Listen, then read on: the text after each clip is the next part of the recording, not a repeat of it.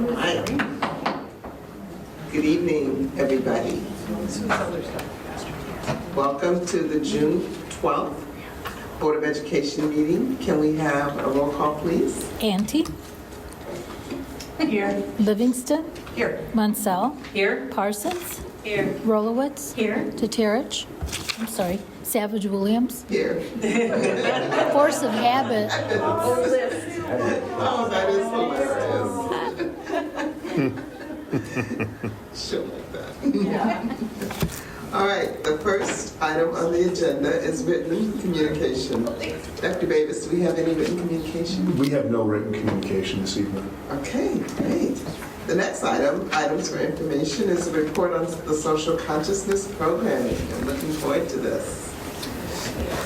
We're going to have our Director of Equity, Janae McAlpin, who's coming to share with us, and Lauren Hamilton, who's back with us as our equity analyst, who is here every year for our social consciousness programming. Lauren's going to talk about that, and Janae's going to set the frame for where we're headed. So, it's a pleasure. Thank you. All right. Thank you so much, Dr. Campbell, for that introduction. Really happy to be here with you all again at the end of another school year to just uplift a lot of the work that our educators and students have put in to creating spaces of affirmation and joy and healing, which we'll talk a little bit more about through the Social Consciousness series. I'll also share some additional adaptive work that's happened this school year, and then Janae will take over from there. So here we go. All right, so where I'd like to start is by tying in the vision for this year's Social Consciousness series to how we started the school year as an entire staff body at Institute Day. So this year was all about healing and solidarity, and in reflection with Dr. Kinsey and Campbell prepping for this school year, we talked a lot about how last year was about the joy of finally being able to be together again in physical space with each other after a year of remote learning. This year was about beginning to really put in that deep work to heal some of the fragments and some of the wounds that we've experienced in this landscape of recovering and still enduring a global pandemic, uprising, fights for racial justice and liberation, poverty, and a whole lot of hurt and trauma that our students and ourselves are experiencing. So that's how we led into this work and where we were at. Just to bring a little bit more symbolism and really visualize this messaging, we led off with kintsugi, which is an ancient Japanese art form of mending pieces of pottery that have shattered. And artists over centuries have used gold to put these items back together. And really, it's about seeing the beauty in us, in our brokenness. And it's a process that takes months. It's not rushed. It's about care and creation and what can be created from that healing that is connected to others. And I have this alongside the knowledge from Black queer organizers who have shown us through years of organizing that we need to be able to cultivate healing together in community, and it's not something that's done isolated. So this is a really great frame for the Social Consciousness series and how students use these spaces to come together and find meaning in their experiences. Mr. William Jenkins helped us put together a highlight reel, as he does every year, to showcase this year's series. So we will go ahead and watch that together. Thank you, Mr. Jenkins. And then we'll speak a little bit more about this year.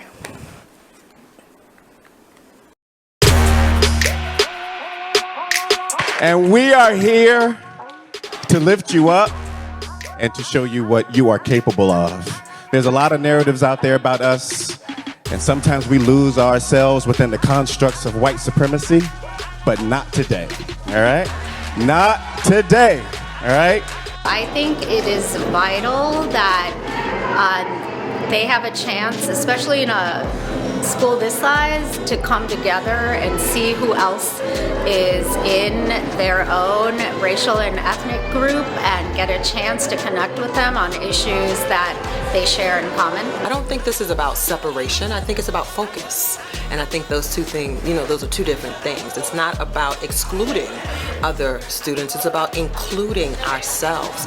Safe space means that you're safe and free to be all of who you are. And oftentimes when we're in mixed company, we're not able, or maybe don't feel safe enough, right, to bring the fullness of who we are to the table. I feel like the summits allow students to create community within their own community as well as community outside the school, because we bring different people in to do workshops for all of the summits. So it's really a collaborative process that students get to enjoy. Your identity isn't something that anyone else can define for you. It's something that you define for yourself. Not a parent, not another student, not a friend, not a romantic partner, not anybody can define you for you. And whatever that is, you should embrace that, and you should understand that it's okay who you are. We see your power and your beauty every day, not just today, every day, and that you all get to see it in each other and rejoice in each other. Man, this event was amazing. The joy, the love, the beauty, everything in there is really cultivating these students, again, to go out into the world and be their best, authentic selves. And that's what we need. We need more of this. And to be honest, it'd be amazing if all schools in our communities could do something like this. This is really, truly special.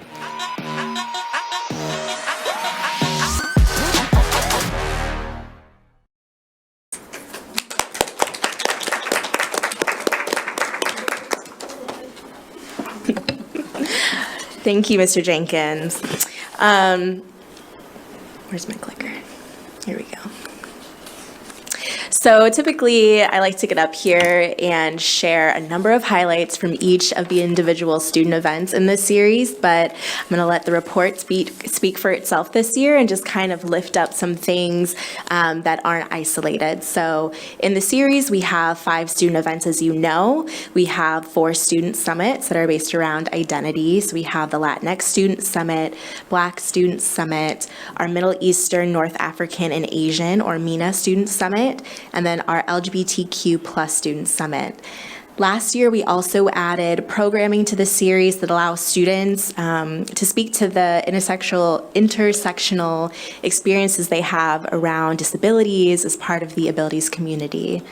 And I just wanted to uplift some of the labor of love that went into this year's series. So over these 5 events, we had more than 1,200 student participants, more than 25 student organizers, and then more than 50 unique workshops that were grounded in just some of the things that are listed here, right? So we have creativity and poetry and dance, expression, youth organizing and legislation, history, sharing life stories, embracing our natural features, intergenerational wisdom, healing generational trauma, interracial solidarity, and then of course a lot of us, we like to eat, and that's where a lot of love comes in. And so there were also some workshops around that as well. And then we also have a photo here, students who planned the Black Summit, who are behind the scenes, who worked October through March, really. We had some final meetings together in Dr. Campbell's office, just having a little bit of a celebration with the Black Caucus before the summit. Just definitely wanted to highlight that, and they really loved being in that space and seeing a reflection of them in it. So thank you, Dr. Campbell, for opening it up to them. All right. I have to absolutely shout out our summit speakers, just to speak to the fact that this isn't something that happens in isolation within the Evanston community. A lot of folks nationwide know about the summits and are really invested in the experiences our young people are having. And so when we reach out, they respond and they come, even if it's not within their norm. And a lot of them take the time to connect with the students, whether through doing additional workshops after their keynote address, or a book signing where they get to spend some time with the organizer speaking to how abnormal it is to have something like a student summit at a school, and for it to be fully supported through resources and time by a board and by a superintendent. So just to name some of these folks, we have from left to right, top to bottom, Dr. Shalini Shankar, MENA Summit speaker, Dr. Yaba Blay and Nick Brooks, Black Summit speakers, Yolanda Renteria, Psalm 1, and then Dr. Stephen Thrasher. These are activists, writers, practitioners of healing, academics and educators, artists and visionaries who came to spend time and share wisdom with our young people. Something really special that I have to shout out Carrie Levy for, our Director of Research, Evaluation, and Assessment, that students had the opportunity to do this year via the Black Student Summit Survey, was respond to a question, how would you describe yourself? We had over 120 students who responded to this question on this survey, and this is how they see themselves. The bigger the word is in the word cloud, the more students identified with. And I just wanted to share this with you because this is who our students say they are. Do we believe them? And I feel like part of the Social Consciousness Series work is bringing spaces to life where students can continue to do that self-exploration and continue to show us who they believe they are.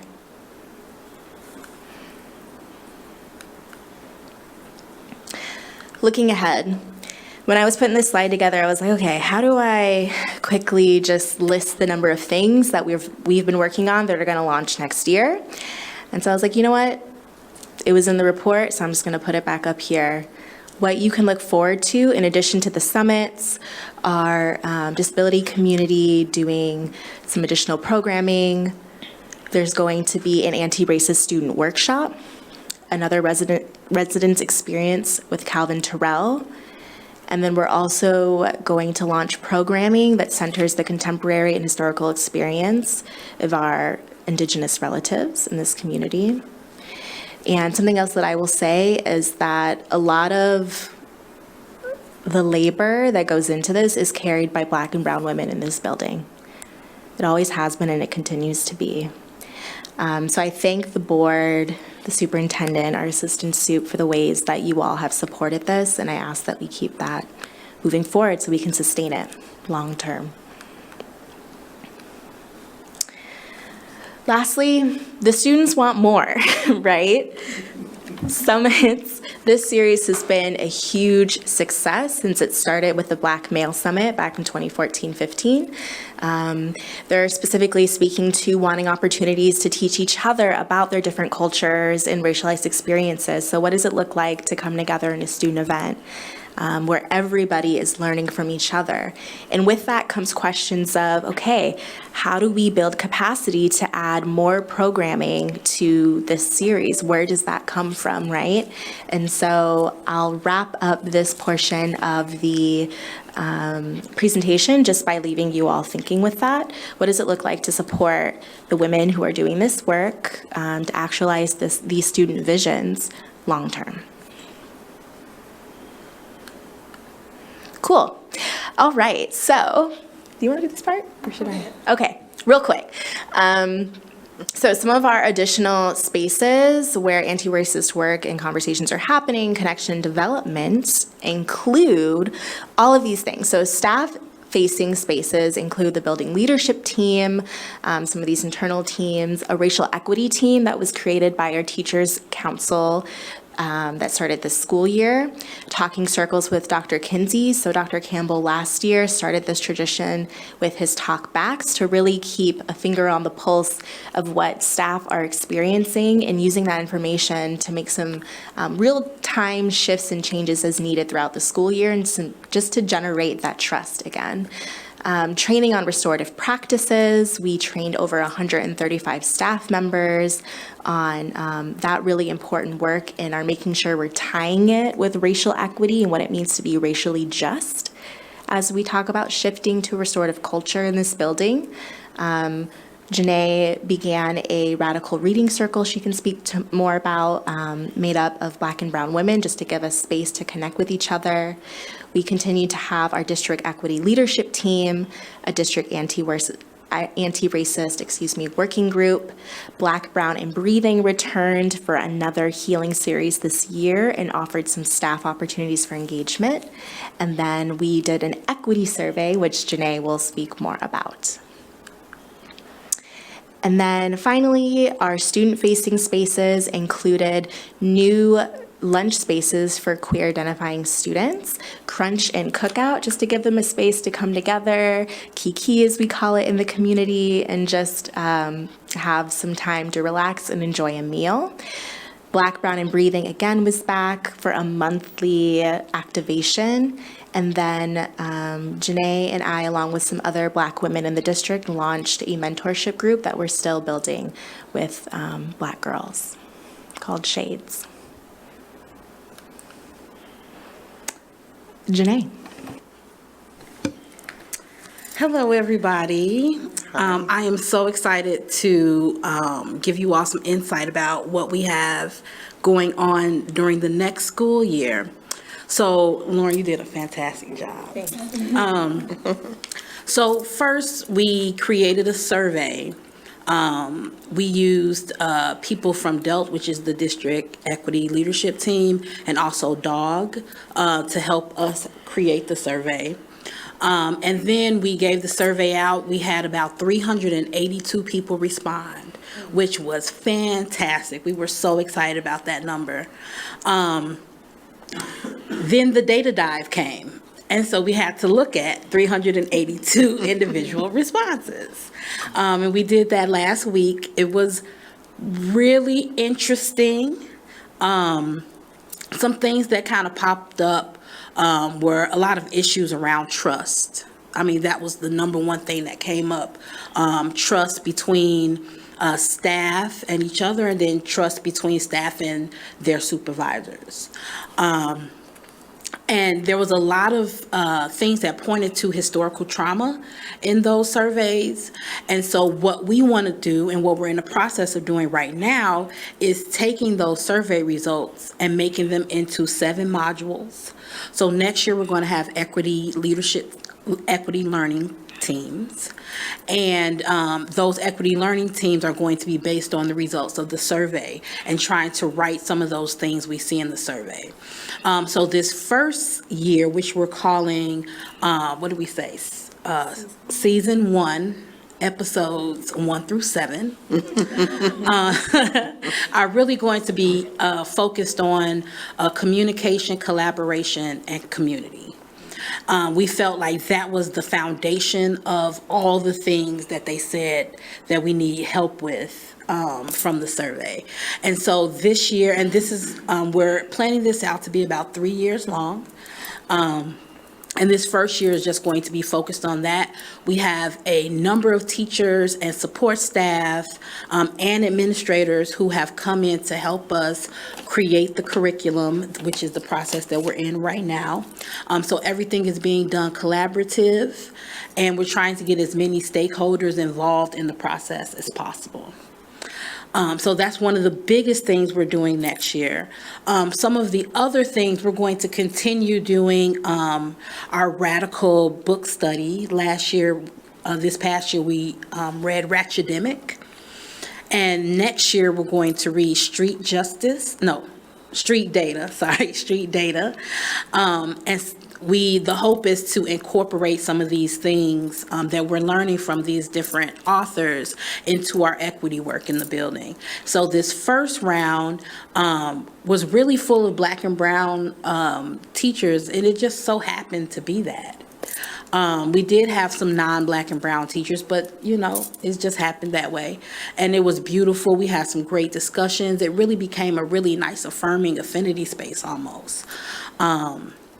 And they had great ideas about what they would like to see in our space and different things we can take away from the book. So we hope to do that next year as well. Like Lauren said, we're going to continue with Shades and talk to our Latinx staff to see if they're ready to start Shades for Brown girls. So that's what some of the things we have planned for next year. Nice. Wonderful. Very exciting. Very exciting. So thank you. Thank you for the video and the social consciousness series. It's always amazing to me to think about, what was that year, 2013, when it started in 2014-15. So in spring of 2014, Marcus Campbell said, I got something for you, and it's gonna be big. That's all he said. Those words stuck with me, and I was like, what he's talking about? What could be bigger than what we're already doing, right? So it's just really exciting to just realize that there's always more we can do. And what we do for staff benefits students and eventually gets to students. So you're working with students and staff. So Janae, most of the work that you were spelling out is going to be for staff. Is that correct? Yeah, the book reading, the book club, and the learning, the 3-year program is going to be for staff, which will eventually go to students. And I'm excited to hear what else the students want. I'm a little nervous about that, to be honest, because, you know, students, they don't hold back. They ask for the stars. And then if we start going, they simply look at us and say, why not? So, Something that Dr. Blais said during her address at Black Summit was, we don't see things like the Black Student Summit at other schools, and it's not because you all as young people aren't pushing and trying to organize them. It's because us as adults, and I believe she spoke to board members in particular, get in their way, right? It's not about them. It's about what we have capacity to do and what we believe we should be doing to support their vision. So, yeah, they want to learn together. They want to teach each other. The Social Consciousness series creates a lot of energy, and so we're just trying to meet them where they are. Yeah, thank you. Thank you. Monique? Yeah, you know, what I appreciate since 2014 is the evolution that has occurred with this, and it's inspiring because many people can say they've started something or they tried it out, but to be here several years later, almost 10 years later, that it's still evolving is big. So it is big. I almost started singing this gospel song called Big, but I won't.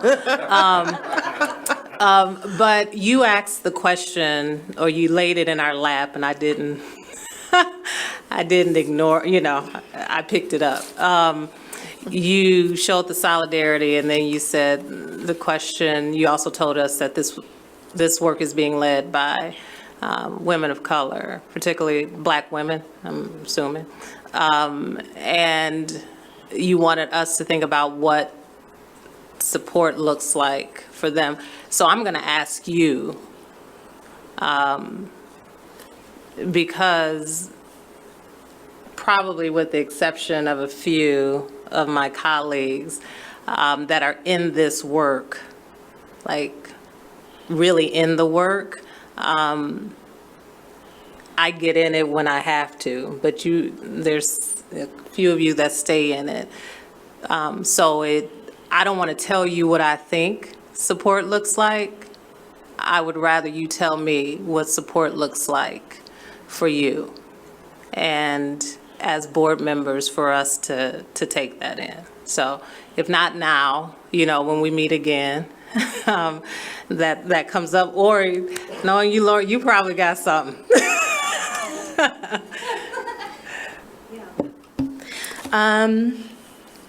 So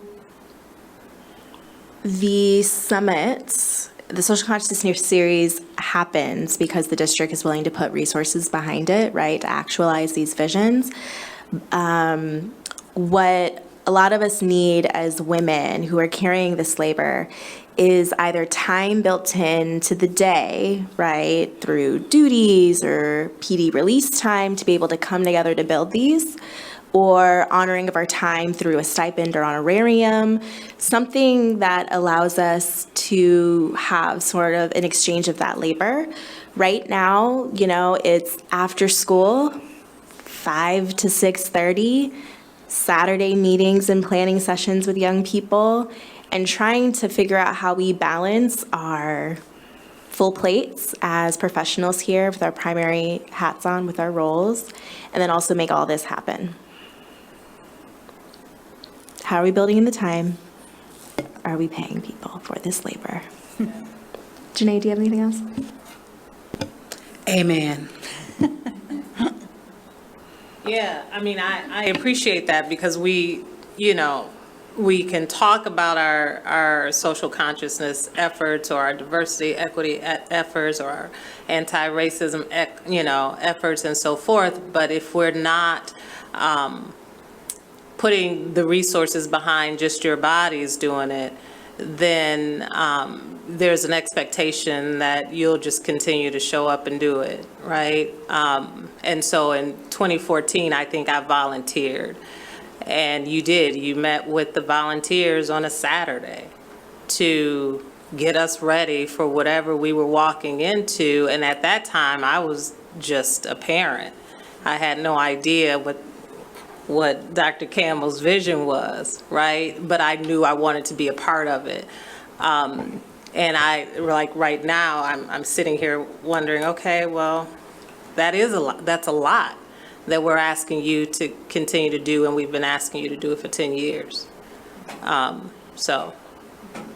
it also, in addition to honoring the people who are supporting students in this now, it helps with the sustainability ongoing. Right. There are folks who've been in this building for 10 to 15 years who have been carrying this work, and they're ready to take a step back and allow folks newer to the building and into this space to step into that leadership role. And it's hard to convince someone to put in that amount of energy, even if they feel it's very valuable and important for our young people. So we need some additional ways to draw them into it so we can keep this going and growing. Yeah. Thank you for that. Yeah.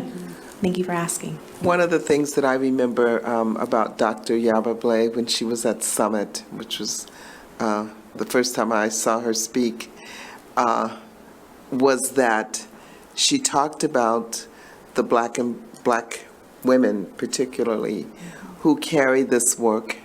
And she said, this is work. She's speaking to me, you're not doing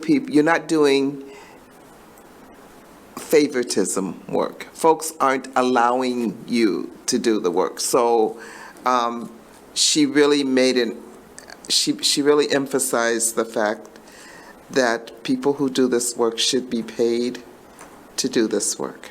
This is our work. So thinking about that and what it takes to put on something like the Social Consciousness Series. The student summits are big. And we know that not just Evanston, but communities across this community and this country are watching. They're watching what we do. So there's quite a lot of pressure to, as I say, hit a home run when we do this. So keep that in mind and think of other ways we can be supportive as well and show that support as a board. Pat? Well, yeah, I have a sort of a perennial question is what more do you need? So I think my colleagues have done a good job of asking about that. So, but I just love this presentation. I look forward to it. And I think the world of both of you because the work that you're doing is amazing. And the proof that all these kids are so excited and so engaged and the leadership that they're showing is really coming off of the two of you and how you work with them and what you do to support them and encourage them and all that. So you deserve so much gratitude and respect for that terrific work. I do, of course, want to put a shout out to William Jenkins, who I don't think ever leaves this building, and that beautiful reel. He does so much for us, and I just always appreciate you, William. So I just had a couple of, just a really kind of a technical question, I guess, but you mentioned the district anti-racist working group, and I was wondering, what does that look like? Who's in it? What's the work of that group? Can you just kind of flesh that out a bit more? So DOG, as we call it, which was an acronym that was made in jest, and then we were like, yep, DOG, we're going to call that. We're going to call this group that. So this group was created, I believe, back when we were in completely remote, and Jacqueline Badalora, who is a community member, white woman, academic, legal studies, she reached out to Dr. Campbell and was like, hey, I know there's a lot going on right now in our community and our nation.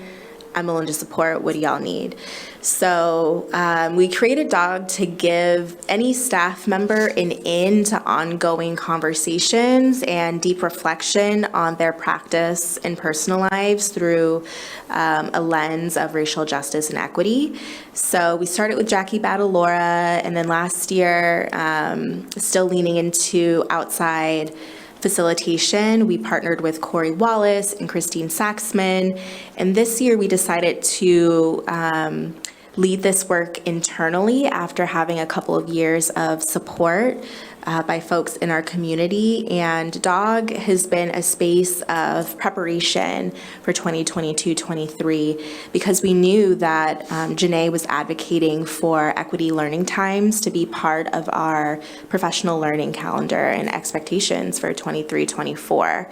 And so the folks in DOG are prepared to help support these conversations and these various breakout groups we'll begin having next school year, and to really be alongside our colleagues in wherever they're at in their journey of understanding of self and others.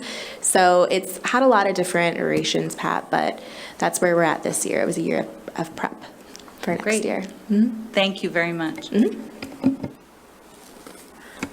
All right, Mira. Okay, so taking notes so I can take these things back to my own district. I think you guys are brilliant, and I love the work that you're doing. I also think about how you are helping to create a generation of kids who are ready with such a forward approach to the world, and they will demand what they deserve as they head out into the world, instead of kind of getting it out there and thinking, why didn't I have this before? So I love what you're doing. And so my thoughts are kind of around the ideas portion. And I was thinking about Chris Edmond and Ratchetemic and the biomimicry. And I was like, gosh, it's really like kid mimicry. Like if we could just watch them and do what they do and then take that out into our conferences, it would blow it up, right? And so I thank you for seeing their brilliance and not trying to fit it into a little like conference box the way we go out in the world and do that. So please continue to teach us what you learn from them, because I think as adults we could learn so much. And then I was thinking about when you mentioned street data, and I'm also thinking about like where this work gets to live here in ETHS, and I'm like starting the coup, the hub. But so I was thinking about how a heat map could be done of the school to figure out also where kids feel most safe and feel where they belong. And so some of the work that their voices could bring in to help us figure out where so much of the equity work gets to literally live as a space in the building and to kind of build out from there. So I cannot wait to hear what happens next year. Thank you. Thank you. Thank you for that. Yes, excellent. Well, thank you again. Thank you for being here. Thank you for being who you are and leading this district in this very important work that really touches all of us. You know, and even as you talk, we're going to call on you again as a board to come and help us keep learning as well, because we want to be active in our journey as well. So thank you. Thank you. We'll answer that call now that I get to work directly with Janae as full-time Yeah. equity analyst. Yeah. Yeah, we had such a great time together at the retreat. I felt, well, I had a good time with y'all. So I'm really looking forward to more time with you all. Thank It was you. great. All right. Thank you. All right. Thank you. Before they stand up, I just want to give another shout out both to Lauren and to Janae about the ways that they uplift student voices, but staff. It's tremendous. And you're talking about sustaining, but also growing. And you never lose sight of that, both for students and for staff. So I've witnessed that. I've benefited from it as well and continue to grow. So thank you. Thank you. Awesome. All right. Okay, so moving along with our agenda, the next item is the first reading for press policy issue number 111. I think, board, that was in your packet. So are there any questions, discussion?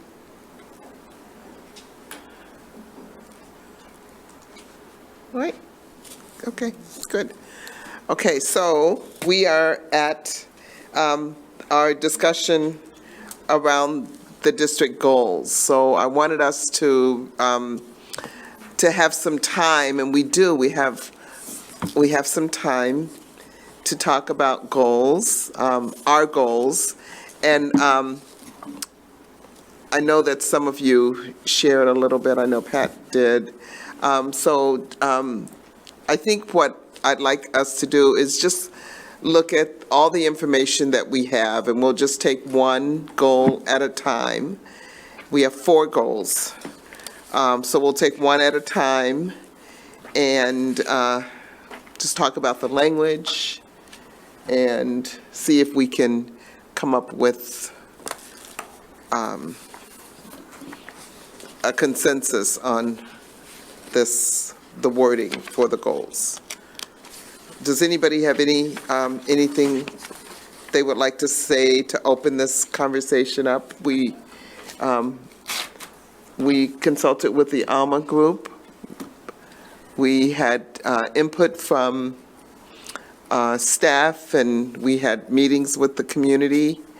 So we got a lot of information, and I want to say that as I reviewed all of this, I was also remembering the information that we received when we were doing the superintendent search.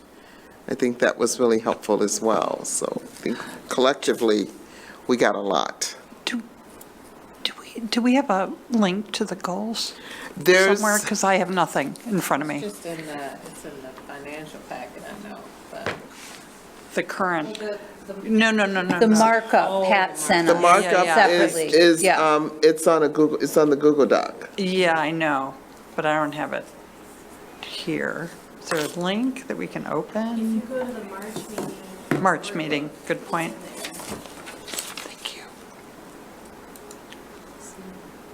I'm sorry, not March, right?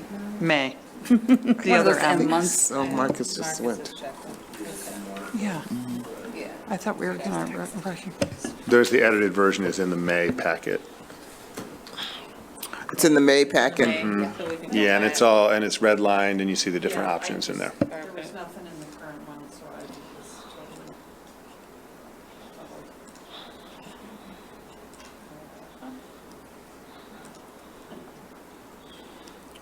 Okay. So you want to go through each one?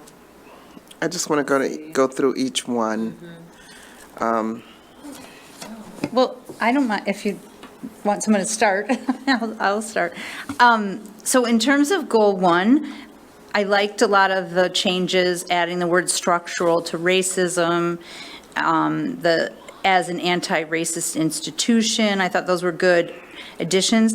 The one piece that I was a little worried about was in the various iterations of the edits, I think that the predominance of racism as the number one got taken out, and I feel like that should go back in. I'm fine with listing individual, all these different areas separately. I think that's important. But I remember when, and I came on the board right after these goals were voted on, and I remember being at the meeting where the board voted on them, and that was important to call that out, because as much as there are all these other groups that we want to be very mindful of, race kind of is always a factor, even when we're talking about other groups. So that's my one big concern here. I like a lot of these words, and I can live with lots of versions, but I think that piece that we used to have about the, race being, and I'm not even remembering. So the sentence was recognizing that we thought we'd add structural in there. Is that what you're talking about? Well, we added structural, and that was fine. Structural racism is the most devastating factor contributing to the diminished achievement of our Right, to students. keeping that. Yeah, I feel like that got, I'm really sorry to interrupt this. Mira and I are just struggling to find the current Google Doc. If somebody could, all right, I'm having trouble, I can't access my board email from this computer, and there's not a link in the packet. The May version is just some prior version. It's not the Google Doc that's in that May when I look at the board book link. So I don't know, can somebody figure out how to get us a copy so that we can look at what because I can't even follow what you're talking about right now. Yeah, okay. Okay. Without a document, and Sure. It's not in the packet, so it's hard. So are you on the Wi-Fi, ETHS Wi-Fi? Yeah, I think.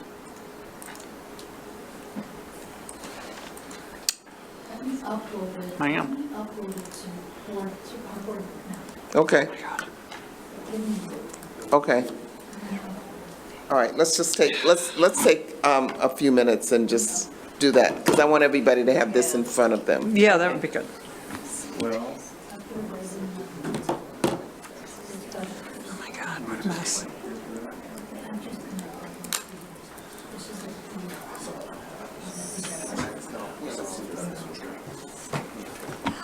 Okay, so we're gonna, we need everybody to attend. We'll wait till everybody's, we got everybody's attention. I printed it. Pat sent it to us separately to remind us what it was. I did. And then refer to it in the email. Yeah, here we go. Are you saying it was in the drive? It is. It is in the drive. In the drive. I'm just trying to, but I gotta. Let me find the drive, because I just printed it. Ampersand. District goals. District goals.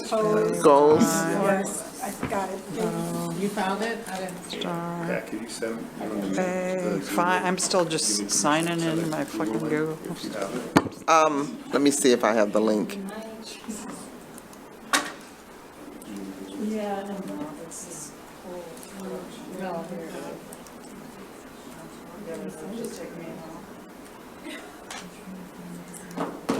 It's just drive, right? Yeah.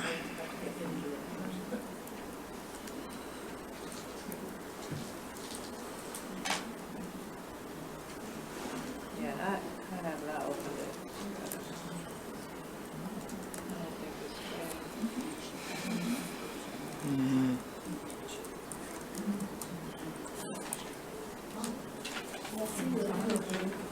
Yeah, and then it.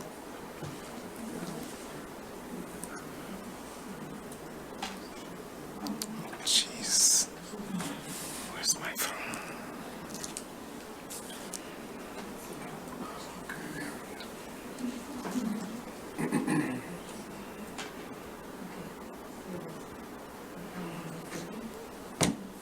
Okay, it's ETHS goals.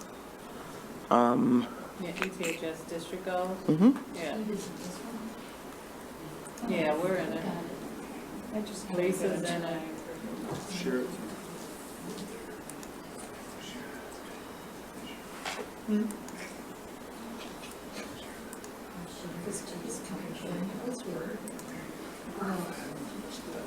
think that's the right one. I just see Mara. Yeah, Pat, you're in. I'm in it. So, Gretchen, are you in it? Now, 2023 proposed. Let's see. Oh, I got Do you it. still need it, Gretchen? She's just got to get into her. I can't get into the on your computer because I have. Can you get into your emails? That's what I'm trying to do. My password. I think so. Thank you. I made a copy. I'm good for it. I got you. I got it. Yeah. We're good. Taking, ready to take the notes.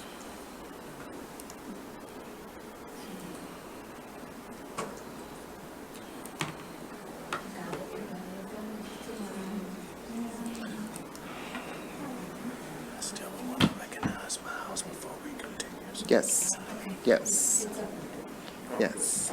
So It's uploaded, Gretchen. we don't have any of those. Yeah, Lisa, you said it's uploaded on the board book? Yeah, I see it now. It's there. Is it board book? Okay. Yep. Okay.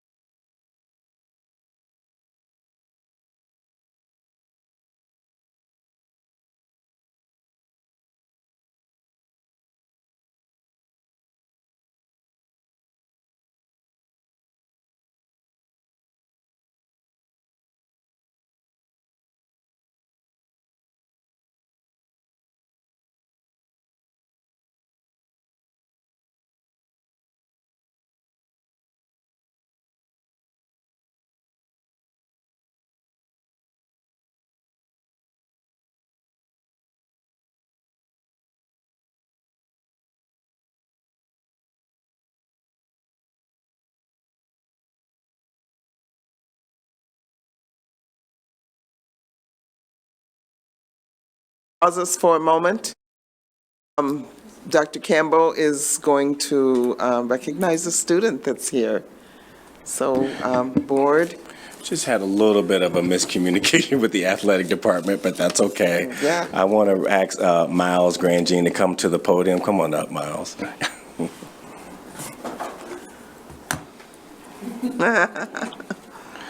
We saw you, Mike. We did see We you. did, we did. Miles, you can stand right there at the podium. And Miles has shared with me that he won the 110-meter hurdle first place on track. He also came in fifth for the 100-meter dash, right? And came in, what is this you wrote, Miles? Ninth for the 200-meter dash. And we had a whole plan to recognize him from track, and it was a little late, but Miles and his family are here anyway. And but it's okay because we always will have time to to recognize our students and to say congratulations. So Miles, congratulations for your achievements as a track student. And I also have a part of my superintendent's report to recognize Arbriel Artley and Deshaun Wright, and I'll do that at that time, but Miles is here, and so we want to say congratulations. And you have to come back because we have a pin and all of that we want to give you, and we also want to shake your hand. So the board's going to stand, you're going to come around and shake our hands and say congratulations, Miles.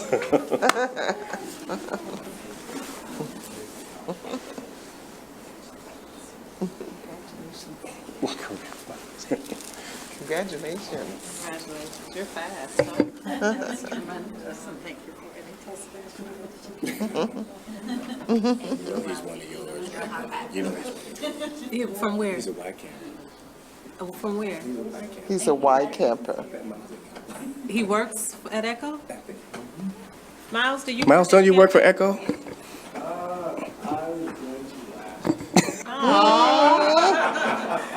You got me excited. I was gonna say, she has the contract right under the, her bag. She's signing you up right now. So was that 2 summers ago I saw you at Echo, Miles? Okay. All right. Anytime you want to come back. And have you graduated? Are So you what's going to happening? Iowa? You're a Buckeye now? So my daughter went to Iowa, so it's a great place.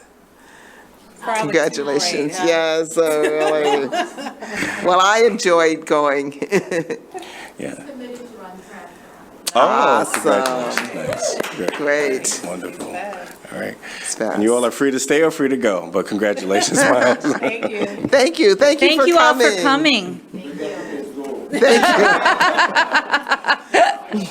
We were trying to delay it, so I guess now we have to get right into it. Bye, Miles. All right. Board, everybody have what they need? Yes. Okay. All right. So we'll talk this through tonight. Of course, if there's more to be done or said, we can certainly do that as well later. Okay. But I just wanted us, last month when we met, the hour just got so late that I didn't want us to try to have that conversation then. So now we're a little fresher. So at least I'm feeling. We spent a lot of time on like the first, I remember. The first two. It's really the first two. Although we did have a few comments for 3 and 4, so I think we can get through this. So, Pat, can you repeat how you started? Me? Yeah. Oh, no, I think option 2 is fine. Yeah. I just think that we have to include racism is the most devastating factor. I think that is a very unique piece of our wording that I think still needs to remain, even as we expand the list of specific groups that and factors we want to weigh. I think that's all great, but I still think we need to say that. So I'm fine with 2, but just bringing that most devastating factor contributing to diminished achievement down to it. I agree with Pat, and that was what I was going to bring up tonight too as well, was that line about recognizing racism as the most devastating factor was, I mean, the first time I read the goals, that was something that just really hit me really hard, and it's so bold and so profound and just so courageous to make a statement like that in our goals. And so when it kind of came out and it's sort of replaced by as an anti-racist institution, which is great, but I just feel like it loses that kind of really moving, bold statement that we had before.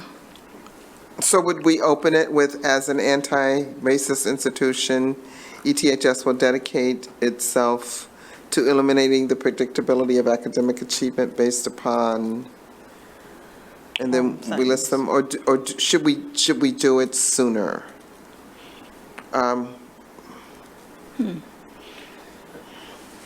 So, ETHS recognizes that structural racism is the most devastating factor contributing to the diminished achievement of students. As an anti-racist institution, ETHS will dedicate itself to eliminating the predictability of academic achievement based upon race, family income, and we're adding LGBTQIA+ status, disabilities, and status of emergent, multilingual, and English language learners. In doing so, ETHS will increase each student's academic trajectory to realize college, career readiness, and independence.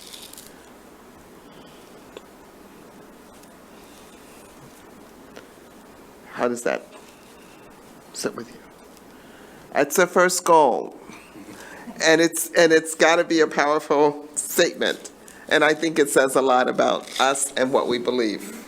So I'm just going to add this in here, and I don't, I'm just going to say it. I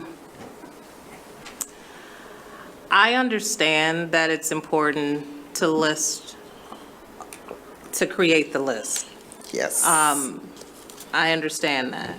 I understand that that's who we are. We want to make sure we're not leaving anybody out, and that we're recognizing everybody.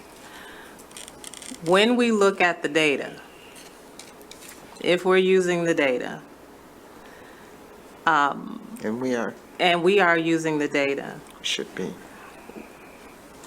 Race is the most determinant factor, regardless of everything else, well, including everything. I mean, it's in there, and oftentimes there are some things that we don't even know on this list, but we know for sure that our, particularly our Black students, are significantly impacted by this achievement gap that we've been trying to get after. So, and it doesn't matter where they come, the income, the status, the disability, all of it, it is what it is. And so I agree that if we're looking at option 2, that race needs to be in there, but I wonder how that creating this list doesn't allow us to really look at the data that we have received. I don't know how to say it any better, but it's what we know. Maybe somebody could say it differently. Well, but that's what I'm just like, Yeah. keep adding to the list, and I get it. It's important. I don't know. Well, I mean, I agree with you, Monique, that needs to be in there, and I think, and it needs to lead. So I wonder if we just go back up to option 1, which it is parenthetical right now, but we would obviously remove that, so that we keep ETHS will increase each student's academic trajectory to realize college career readiness and independence, recognizing that structural racism is the most devastating factor contributing to the diminished achievement of students, and then ETHS will, and then the full list. So it kind of puts that first, as we understand that's foundational, because to your point, race comes up in all these other categories. Right. So what will we do with the list? Well, I think, and we had a list before, I think it's. I mean, Yeah. Because the staff have to go and do this. Right. So what will happen, with the list? Or will it come back regardless of the other things? Our Black students are still not performing. Yeah. I mean, I don't know. I'm just, and if it were any other list, say we segregated this and it was family income by this, and that was the thing we were looking at, then we would look at that. But what we know is that every report we receive, our Black students, regardless of if they're in special ed, regardless of if they're active or not, regardless if they're attached to a sport or not, regardless of how they identify, they're at the bottom of the list. And so I'm just having a hard time not focusing so we can determine what how we go at this, because the goal has to be achievable. I mean, we have to be able to say, this is what we're going to gather, this is the data we're going to look at, here are the factors we're going to put in place so that we can measure this. How do we measure this list? Like, how is it? Yeah, I mean, how is it attainable? I hear what you're saying, and I think how I get my head around the list, and it's even how we look at the data, It is intersectional because it's race and all of these other pieces whenever Right. we kind of, shake the data this way or shake it that way. And it does help us when we are looking at special education data to look at Black males in special with IEPs, right? And so because we have an intersectional way that we interpret the data, having that, the way you just read goal 1, really does give me it helps me to get and helps us to get our head around the operationalizing of what that actually looks like when we bring this information back to the board.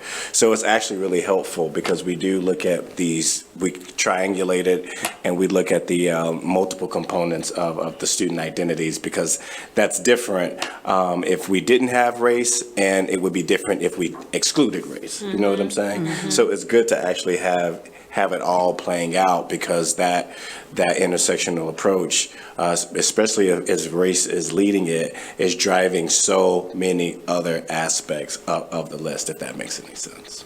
But can I ask, I was just consulting ChatGPT to see if I could get anything. No, for real. What? I don't even know what that is. I don't know. ChatGPT, it's a generative AI that kind of builds. Oh, yeah. Okay. Anyway, I was just You don't seeing. wanna know. I didn't You don't like wanna it. know. No, it's amazing. Okay, but anyway, guess we have some differing opinions. I can talk camping, but I don't know.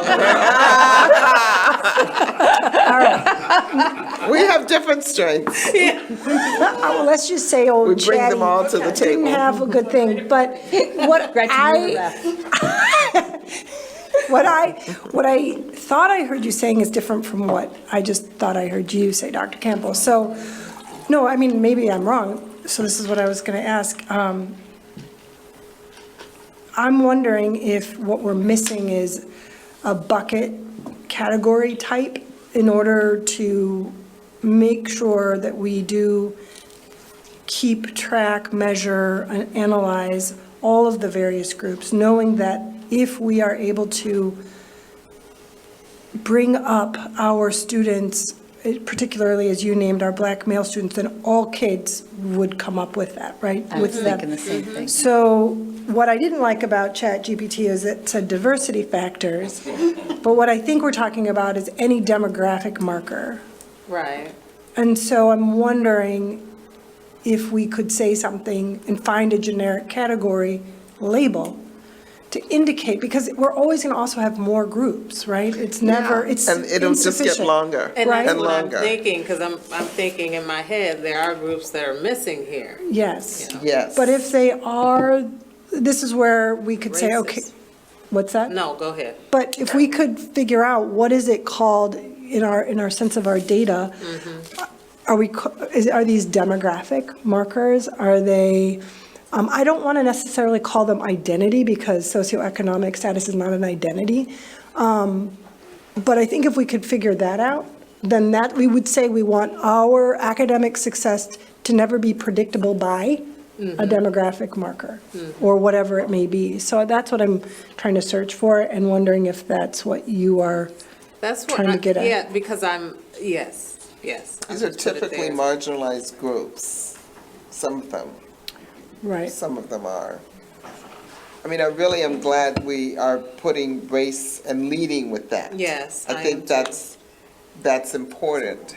That's important. And as Marcus said, if we take race, if we disaggregate every group by race, then we've done what we said we were going to do here. Well, and I think one of the things that Mira was going towards, that I was thinking too, is that you can almost say, and as a result of focusing on race, then we will eliminate the predictability on these other lists. I guess my question about the list, and I know it gets long, and I know, but I struggle, because if we were 30 years ago, we wouldn't be calling out race. We would be incorporating it in a generic way. And that was a big moment and ETHS was ahead of the curve by naming race early on, even disaggregating data starting in the 70s. So I guess that's a concern I have, is do people, we absolutely have to have race the way it is, that it's the most devastating factor. It's intersectional to all other groups. If we do a good job addressing structural racism and improving and eliminating that as a factor for students who aren't, to support students to achieve, then we're going to help everybody else. So I agree with all that, but I just wonder, I don't know. I don't know that we should give a generic for I don't know. I just don't feel quite right about. Just to be clear, not for race. I wasn't No, I know suggesting you that. weren't. I'm saying that's used to be. It used to be that race was sort of lumped in with everybody, all students. And it gets And weren't named minimized. out loud. Yes. And I think that's an improvement that we made that, but I wonder if that applies to other people who, special ed being a good example, or LGBTQ+. I mean, I don't know. I think, I'm just, it's needling me. Doesn't quite sit right, but I just want to put that out there. So, I'm taking notes. One of the things I noticed in the original is that it was a period hard stop after race. And then it was in addition to the list. I think there's power in having a period after race and isolating race even more Yeah. structurally in the goals. So then it would read, I'm not on board, but that's, I don't want to write it for you, but that was one of my suggestions. That's part of the power of it, was the period, right? Well, it is here. It is here in option 1. well, we would put the period back there. I don't know how that, parentheses Yeah, and comma. right, we would Take get that rid out. of the Get rid of the comma, parentheses. yeah. Yeah, because in 2, it read as the Oh, is that a- list. And in 2, it was like. Yeah, I don't want it to read as Race, the list. family, Oh, that is a income, comma. I it's thought it was just a period. like, Okay. It's like, and so that's what, that's my issue. It just became a part of the list. I totally agree with you. Yeah. I don't, Okay, I wrote on mine and I thought that was a period. It's a comma. I thought it was a period too. Thank you. When I saw that, I was like, well, we're just adding to the list. Like, No. we're just No. adding to Correct. it. Absolutely and we're should not. Yes. Yeah. yeah. I agree 100%. Absolutely. Yeah, actually, I still like option 1 better. So you like option 1 with the period? I like option 1 with the period. I don't know if we're going to include as an anti-racist institution. Yeah. Do we include that? ETHS will increase each student's academic trajectory to realize college career readiness and Okay. independence. Can I just interject? I know that people. I wasn't finished. Sorry, terribly sorry. Okay, Yes. okay, let me just finish. Sure. So that sentence, and then the second sentence, recognizing that structural racism is the most devastating factor contributing to the diminished achievement of students, period. As an anti-racist institution, ETHS will dedicate its effort to eliminate the predictability of academic achievement based upon, and then we don't need race again. Is that how it read before we did? Yeah. Okay. Based upon race, family, income, LGBTQIA+, disabilities and status as emergent, multilingual, and English language learners. Can I interject 2 thoughts? Sure. Not directly related to that structure that you just read, which I'm fine with, but the, in the feedback that we got, nobody liked the functional trajectory language. And we've eliminated functional, but we did. still have trajectory. And I wonder, it is sort of a little bit of a weird word. It sounds like we're launching our students into space or something.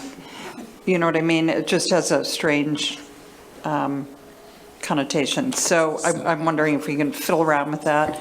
And then then, as you were reading this again and returning to this language about structural racism is the most devastating factor. Well, actually, now something else has occurred to me. But anyway, within that phrase, when we talk about diminished achievement of students, and I know we've attempted in other places to get around that sort of deficit way of thinking, and I'm wondering if we could use something, and again, this is not, because I was just noodling it over, the most devastating factor contributing to just the racial predictability of achievement or something, although that's a little clunky. But rather than this diminished achievement deficit kind of language, we might be able to do better there.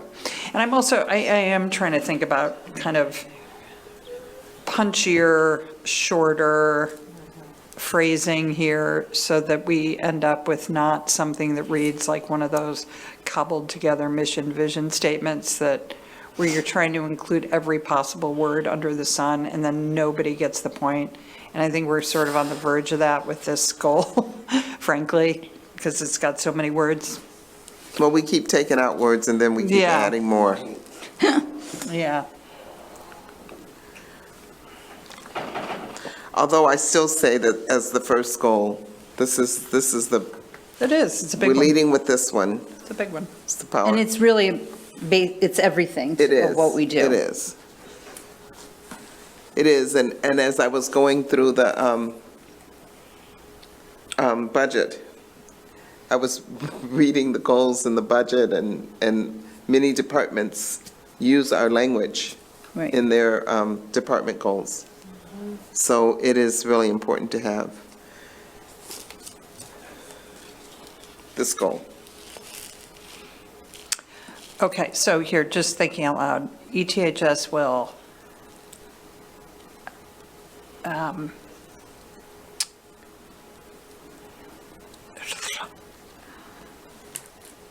lost my thought. Is a better word performance? Or what you Well, think? I was trying to get to. Academic performance to realize. ETHS will do something to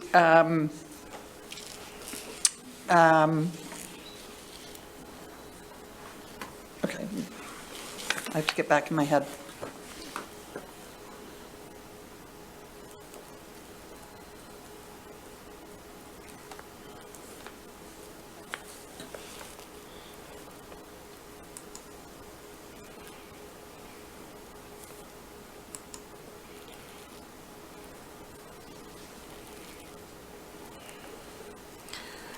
ETHS will increase each student's academic performance, academic Path? Outcomes. Nice. Yeah, thank academic you. outcome. To realize college, yeah. And I really think that should be the first sentence, because I think what we also heard was the feedback from the staff. They said, this is great, but it's very passive. Like, what are you doing? Like, what are you, and we have to, maybe say that first, if that is our thing, which it is, and that is our responsibility as a board to help, support that and lead that just as much as the folks on the front line, then we should say that. And then perhaps then lead with, we recognize, or we acknowledge, or we, believe, or something that says, we know this to be true. And that the structural racism or whatever, that's really not the goal. That is not. No, it's a statement. It's just the statement within a goal, but it just sets the tone for the goal, but it's, so somehow we have to just say, this is what we're going to do, and this is why. Yeah, yeah. Do we need to say outcome if we say ETHS will increase each student's academic, career, college and career readiness and independence? You have to say. I like outcomes. You have to. Yeah, you need. It's more specific. Students academic to do what? To Academic what? You know what I'm saying? You So need it's it. like Their to readiness. achieve. We're going to increase their students' academic readiness and independence. Increase But what may is not be the best readiness? word, but. Like, and that is, College and career readiness? right. No. That's what we're saying. Are we fine with outcomes, period? Yes. No, literally No. outcomes, period. Oh, I'm sorry. Or no? No. Because the outcomes are identified in the measures. That's the way it usually kind of relates. So, Oh, I see. So you're saying each ETHS will increase each student's academic outcome? I think that's a possible option, but I think we need to acknowledge really three things. And if they get acknowledged in outcomes and measures, it would be okay. And that would be the college piece, the career piece, and the independence piece. Because the independence are, I think, for me, that applies obviously to all of our students, but in particular, perhaps to our special ed students. So, Right. That's, yeah. so those, I like keeping. so we could take it out, but they need to be very specifically acknowledged in outcomes and measures. Well, and Wait. I think, oh, go ahead, I'm sorry. No, no, no. Did you make a big No, I was just going to make the smaller point that this whole outcomes and measures part, I thought that's something that you guys do a little bit later. like Yeah, that we can do it shouldn't- later after That you we get the shouldn't get like- hung up on that. Exactly. right. Oh, right, we're not gonna Right. get hung up on But that. what Right. it So anyway, does, that was it just a makes it very intentional. Yeah, absolutely. If we just, so I'm going back to the book you had us read. Right, Right? And our responsibility was student performance, period. It didn't, in the goal, it didn't say student performance to do this or do that, because it could be a whole gamut of things for different people. It could be, I'm graduating to do a gap year. Are they ready to do a gap year? You know, so I think, from the board's perspective, we know more, and we know that ultimately we are just as responsible to helping our students achieve their academic performance. That's it. But then the outcomes become how? Like in what way and what's going to be measured? And then that makes staff's work more intentional through whatever the realization of college and career readiness and independence. What does that look like? So I think, going back to your words, because you're right, I'm not, like with the goals, we have to be able to just know it and say it, and the person reading it, they need to know exactly what we're holding them accountable to do. And when we, and it has to be bold. So, yeah, as Gretchen was talking, I was like, yeah, and that would make them more intentional about the outcomes and more deliberate about what they should be, and more specific, which is what the goals should be. to have it in there. So keep the list of realize that line, or move that to Period. outcomes? Yeah, okay, I just wanted to be clear what you were suggesting. So Okay. ETHS will increase each student's academic, whatever, if it's performance, if it's outcomes, period. Pete offered that up as a suggestion. Yeah, I yeah. was like, yep, and we would So not It's the lose. outcome that we want, though, not It the is. performance. It's the outcome. We're not. It is Yeah, the Right. it's the outcome. And- That's what and I'm interested Because that fine with- encompasses. I'm interested in the end game. Yeah. Right, You're going to figure out how to get us there. right. And I am fine with it, but I think, Gretchen, you were onto something in terms of that list being important. And so I would just remember those words for Yeah. below. Pete has it. Yeah. Yeah, they would have to, us into outcomes and how to measure it is what I took as my note. Yeah. yeah. Because, I mean, what we could do then, when that list comes back to us, is say, this does not, Yeah. this is not specific enough, but if we're including it there, then we're doing both and right here. And that's what we don't want to do. Yeah.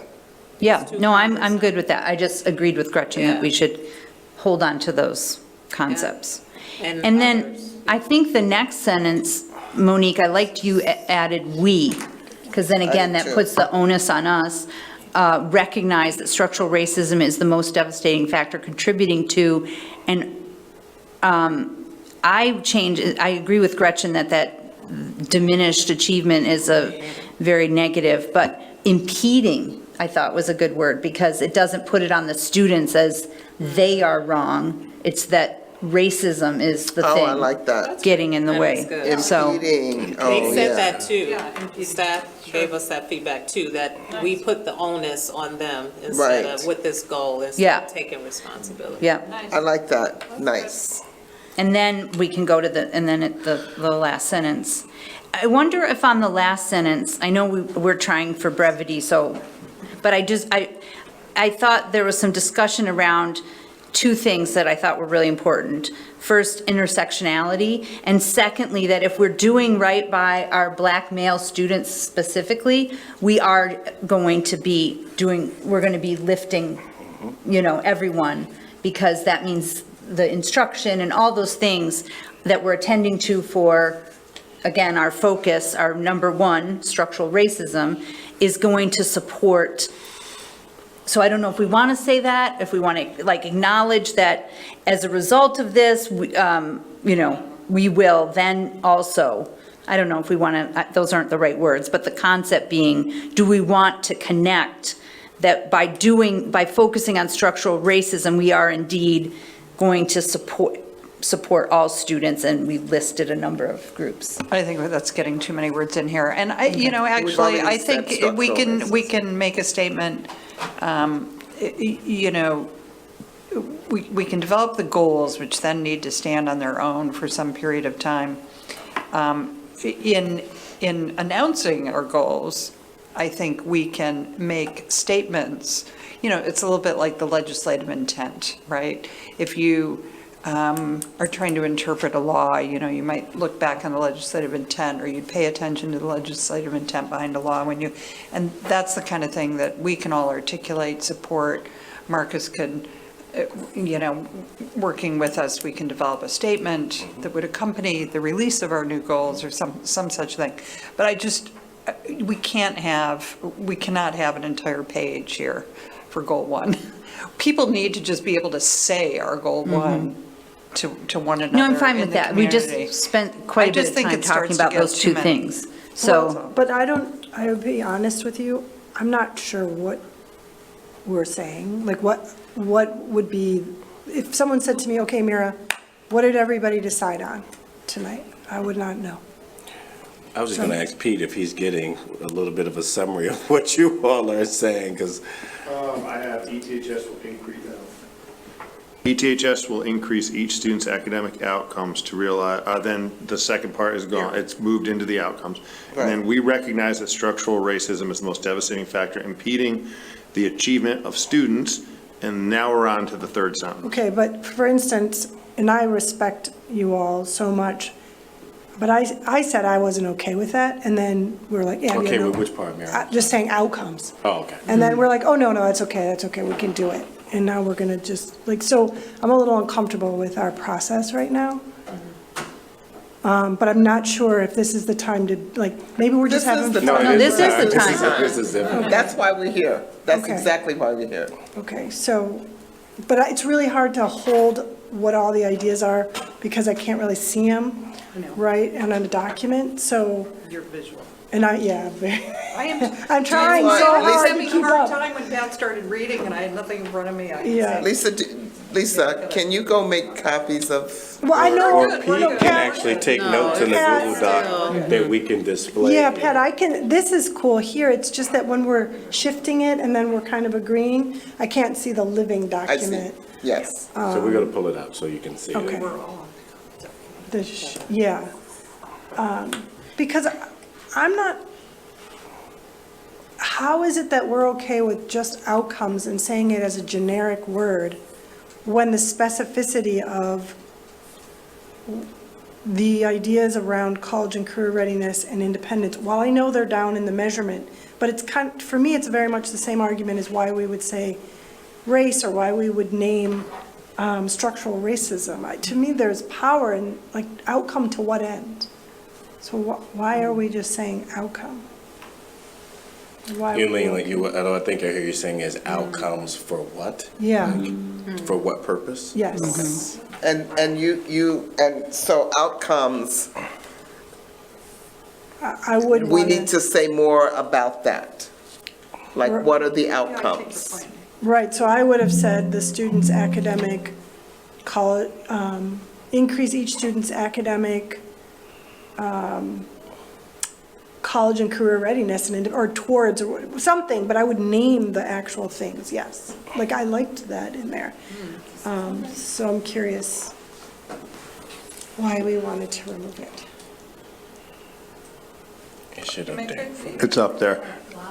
So one of the things I would suggest is that college career readiness is a construct, and it's a construct that's comes from both the state. Initially, it was the ACT, College Readiness Benchmarks, and then the College Board's College Readiness Benchmarks, and then the state developed Career Readiness Benchmarks.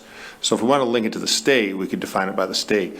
But again, those shift over time, and language changes. So I don't know if we want outcome or if we want outcome specific to post-high school, maybe. That might be a suggestion, because then you could feed those same indicators underneath as outcomes if we used post-high school, which I think captures where we are kind of in our thinking. Are you okay with outcome post-high school? Post-high school outcome? Post-high school. Post-high school outcome. High school outcomes. That's So Does it nice. have independence? Does it have independence in there? Yeah, so if we say post-high school outcomes, then, so in my mind, that means, that captures a lot. Like just a broad range of alternatives for students. Whatever it's going to happen after high school.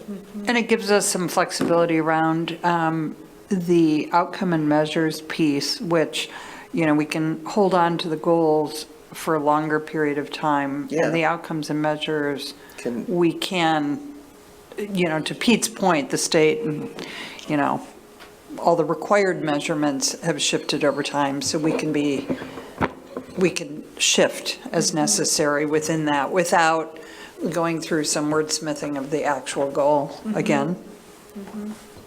Yeah, I can see that. I mean, is the title of this goal one still equitable and excellent education?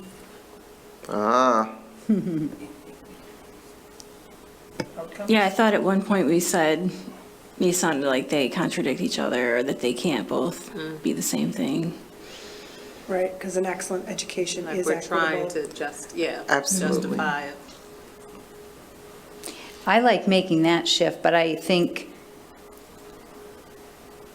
keeping both words in there is important not because of us, we get it. I think that a lot of people who are not paying as much attention as we do, we want to we don't want to give them an opportunity for, I think I wrote, well, this is related to the budget, but that doing equity and being fiscally responsible is possible.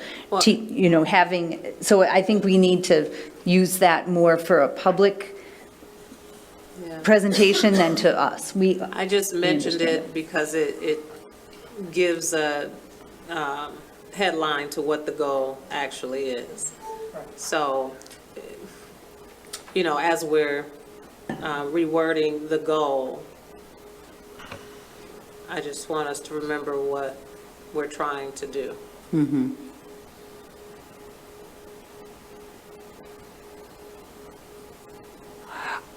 Can I just push back on this post-high school outcome, post-high school piece? It sounds like we're trying to control the things that we can't control, which is to say what happens after high school. We're doing everything we can while they're here. The outcomes, we're increasing things while they're here to get them to a better place after. I just feel like that we've confused things a Yeah. little bit with that. Not to back off of what you were trying to make. So you think by having no kind of qualifier that it kind of keeps it in the high school? Is that what you're saying? Well, because we're the high school. I am not sure we need to restate the obvious, you know. No, I'm asking if you're saying if you pull that out, then it's just kind of, Our students, Maybe there's a word between academic and post-high school, increase student, Or maybe. towards, or something. Maybe post-high school should come after outcomes. ETHS will increase students' academic outcomes. To support to post-high school or something post-high school. readiness. To. You like that word. Post-high school success. That's good. To realize post-high school success. And then success gets clarified in our outcomes and measures. I like that.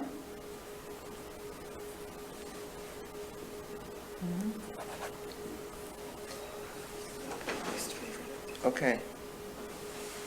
It's starting to come together. How's everybody feeling? Mira? Everybody I needs you. really honor and thank you for doing this with me here and having this. This is, yeah, definitely very challenging. I mean, I would start with as an anti-racist institution, but I hear it. That's what Leah said. Yeah, I just, like, I would name that. Then I would say ETHS will increase each student's academic, because that, Well, we could start the second sentence with that. That's fine. I would put that first. As an No, ant- I think it should be the first I think sentence it just- too. I that's just fine. think we need to understand that we're making a statement and not lose sight of we need a goal Yeah. in this Right. statement. I mean, As because this, we're we just, will do this, right? we're writing our. Yeah. So you're saying So- start. Yeah, I was going to say, I you will think be that's updating your great. equity statement soon. That's a much better topic sentence That's because right, we are. because the topic sentence of our goal now encompasses what follows.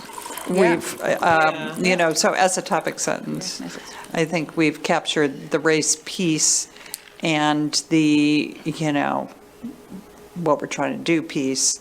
And then in the whatever sentence or two Yeah, that that we was good. follows, we'll flesh that out, right? Yeah, and that's easier to read. I like that. Yeah. I like that It's too. like, it's easy. I We mean, made it that's our shorter, too. responsibility. Yeah. Yeah, I like that. That's it. And then the third sentence could be drop It's the a as a statement. Drop the anti-racist alternative and start rid of with some of the other ETHS stuff. will dedicate. This is so much better now that he has it on the screen. It is. Oh, God, thank God. Thank you, Pete. Yeah, all the way to the, then, and that's the third sentence. Oh, my gosh. You're good at this, Pete. Yeah. I think Good, that's thanks, good. brother. Oh, no, then you. He is the wordsmith. We should vote him in. He's doing his job. Think about running for the board, Pete? Pete, you want it? You want the job? Okay, I actually like it. I do too. All right. Yeah, take out the stuff we X'd out so that we don't have to, it'll make it shorter than it. Are you fixing the typeface? Yeah, I was gonna fix it, I was gonna turn it to green, but with everybody watching. With everyone watching, it becomes extraordinarily difficult to navigate. Like, come on, get it right, Pete. I'm gonna get it right. How do you format? There we go. Let's make that green. Really obnoxious green. There, I can't see it. Oh, that you cannot read How about if I just make it, how about if I just do this? Your eyes But I don't dilated. know. How about blue? Black, make it dark How blue. about blue? I'm over here All right, about that's to good. scream. Purple's a good color. All right, so then we're all good with the purple, and then we're on the third sentence. Yeah, but why do you have? Why, you can unhighlight school You have a success. highlight in there, but that's okay. Oh, you know, that's a note. over here that says Oh, okay. clarifying measures. Okay. So, Fix the last.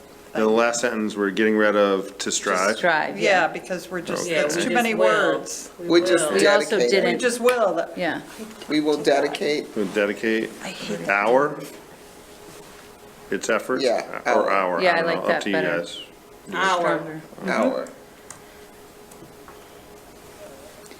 What's a goal? So we could say ETHS will eliminate.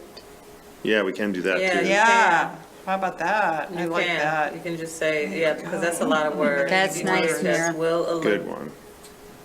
Yeah. Yeah. eliminate the predictability of academic achievement based upon race. There's the list. Yeah, there's the list. I know. Based upon. That's okay. Well, I mean, you're saying structural racism, so. Yeah. And So can we Race and say, other can we say demographic outcomes instead of achievement? markers. Academic outcomes instead of Mhm. achievement?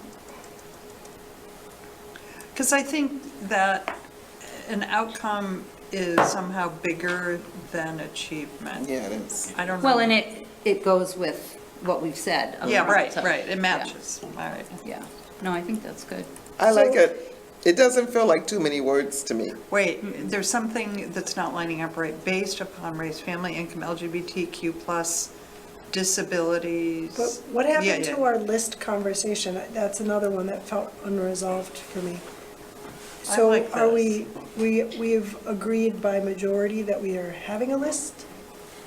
Monique, are you comfortable with the way the list shows up now?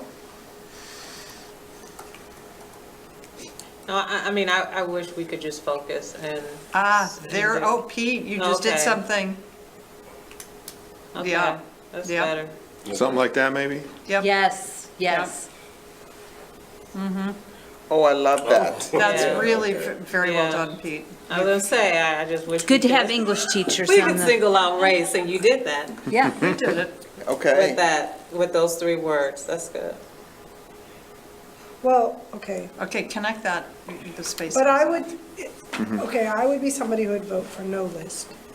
But could we, I mean, could we be a little bit more like, I don't know what grammatically, what section it's in, but academic outcomes based upon race and the intersection or intersectionality. But you don't have to say like family income, because it could not be a family, it could, so you Yeah, could just say income. income. Can we I say don't know why sexual family's in there. or gender, I mean, do we need to like, and we're talking about ability, not necessarily disability? If we take income out, it's literally, I think, all the protected, it's almost every protected class. Yeah. Right, but, so for instance, with But income is, LGBTQ. needs to be in there. IA+. Right. No, I agree. That's why it's No. not protected class, right? Yeah. I don't know. But where's gender, for instance, in the sense of, Mm-hmm. like, so, do we really want to? That's the problem with the list. Exactly. That's exactly the There's problem with the zero, list. right, you leave- Because you miss something. Yeah, Right. we could have 12 things on that And list. going back to the data, it matters, right? The intersections matter, but we know that race is the predictability. These other things, I would have a very hard time saying to somebody who's got a kid with disabilities, and we have a focal and strong community of parents, of families, of kids with disabilities, that we're going to take disabilities out of this goal. I just, Well, now that it's in there, the feeling it's- of extraction is yeah, undermining. it's just, I don't think we are undermining your point about race by allowing a family with disabilities to see themselves in this goal. Yeah. As an example. I mean, I think this would hold true. You could isolate some of these other things in that way. And I think that's completely fair. And at the same time, you can acknowledge race as structural racism is the biggest problem, and race as the biggest determinant of success in high school. I think both of those things are true, and I think we can have them both here. And I think it's pretty artfully constructed right now. Yeah. With Pete's assistance. So I just want to, you help me think of something, Gretchen. So when we say it's intersection with gender, income, et cetera, is, when you say people see themselves, do people think, are we getting ahead of, I mean, I think we need to say what we need to say, but is that going to be understood by our community writ large? Like, is that? I hope so, but I think we can, I mean, it's really our job to communicate that. Yeah. I think we have to, we found out in those surveys that people don't even know what our goals are, right? So, I mean, back to the point, whenever we're having a conversation at a board meeting, we should be directly connecting what we talk about in a very maybe elementary kind of way to what our goals say. So tonight, the reason we were talking about our identity work, our Social consciousness. Racial conscious, all of, I'm trying to think of the global word we had for everything.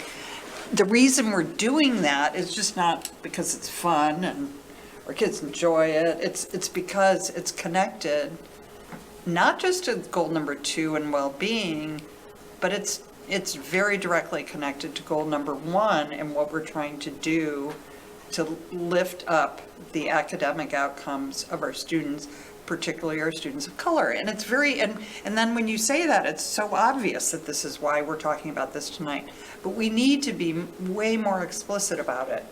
And Instead of often, people just saying, why are you talking about all this stuff that happened last year? But often the what are they, department heads, presenters, whoever, the people who sit in those chairs, start that way. They often say, this is connected to goal number 2. This is connected to goal 1. Sometimes. So maybe that would be an expectation that we would have, that we would be more intentional about that. I know they know what it is. I know we know what it is. The point is to make it more obvious for all the people who just told us in their surveys that they don't even, what are these goals? We didn't know you had them. We don't know what you're trying to do. Goals, you have goals. Right. So I respect that, and I guess then I would just wonder, maybe it's not now, but we have to just be modest and know that, or maybe it's show some sort of humility that this will always change, right? So we don't have religion up there, we don't have, I'm sure there's some other things that we could come up with. Age? I mean, we don't have religion, we don't. Right. So, and it's not necessarily because the law tells us that we have to. These are ethical and our moral compass directing us as well. Income, really, we're talking about wealth. Like, it's not really, it's a nod, it's a signal, right? It's not complete. So maybe that's part of our work, is that we always come back and we always know that we're always going to, keep growing with this. And we just have to know that. And so then we kind of stop now, because we're not going to be able to name them all. I mean, I guess that's my issue with the list, but I want to hear my colleagues. We went through the E-Plan, and we know geographic is a big one. Where our students live is huge. Sure is. So, immediately that was the one that was missing for me, because I'm thinking about Right, zip code or where most of our students live, that we've been talking about all year long, that we're most concerned about. So that's why I was just like, can we just stop at race? Because when we look at every category and subgroup, It's the one thing that's consistent, even with our special ed community. And so I don't know. I don't know how we make it all inclusive, but I just Demographic wanted to marker? put it out there that we're bound to leave somebody out, and in 2 years, you're gonna have to, when you're running again, hear about it. No. Because we're leaving somebody out. We're leaving groups out, as there are some students and parents who won't see themselves in this. Right. And we certainly don't want this to be fluid, but, I'm intrigued by, Mira, what you just said about this being sort of adaptable as things come up, right? And to say, maybe we can pause and reflect something back to the goal to say, hey, look, why don't we go back and either add, finesse, or shift or change based on what's coming up for us? I'm good with that. Yeah. Yeah. I mean, that's what the goal is supposed to be. It is supposed to be fluid. It is supposed to move, with the current Well, and condition. if you look at the red line version, we did that this year. We've added to what we had before in terms of expanding LGBTQIA plus and emergent multilingual and English language learners was there before. But, so we have done that now. I mean, there's always like you can sort of say, and all protected classes, or you could put some catch-all at the end if you wanted to Yeah, but then nobody goes. acknowledge that. Yeah, no, I know. I'm just saying that is an option. Well, I'll just say, look forward to writing a strong equity statement.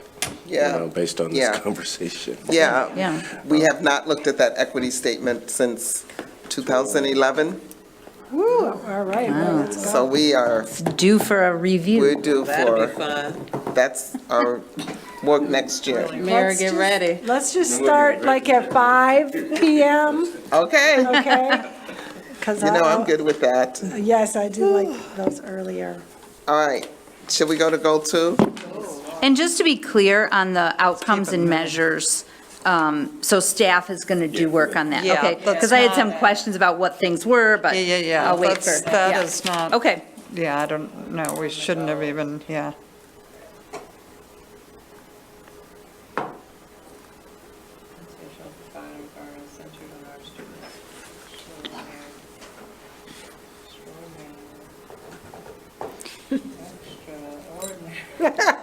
Extraordinary, I know Extraordinary. that's a word, I don't know. Yeah, I'm not sure. I don't know that I like that word. Yeah, Leah said that she was not a fan of that Yeah. word. Yeah.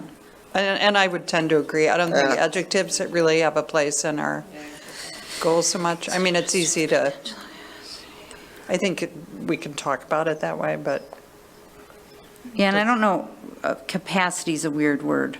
it is. Weird? How is it different than potential?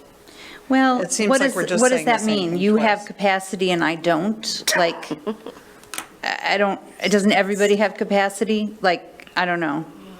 That's Isn't like, potential and capacity it's, pretty similar? yeah, I think that they are. Okay, let's pick one and then go with it. We like But- potential better. I like potential Okay. better than I do capacity, too. Are yeah. you taking care of this? Wait a minute, see, like, how did you guys just do that? I don't know, we're just. No, I'm just saying that, Oh my golly! Jump right So in, now it's you recorded gotta in the jump notes, it's official, it's gone. Sorry. Like it's 9:30. no, we just said what we thought. They're just throwing so. Okay, I think potential. What do you think, Mira? I think potential is old school, not in a good way. And I think capacity Okay. shows growth, and it's a part of thinking about even, like, your understanding Okay. for a zone of proximal development. It's a really important concept. You persuaded Capacity. me.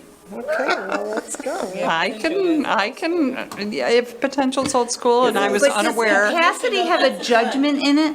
It appears very fixed to me. Capacity Yeah, feels very it's like fixed. ability. Oh, Yeah. I see, okay. Definition of potential is having or showing the capacity Thank you. to Wow.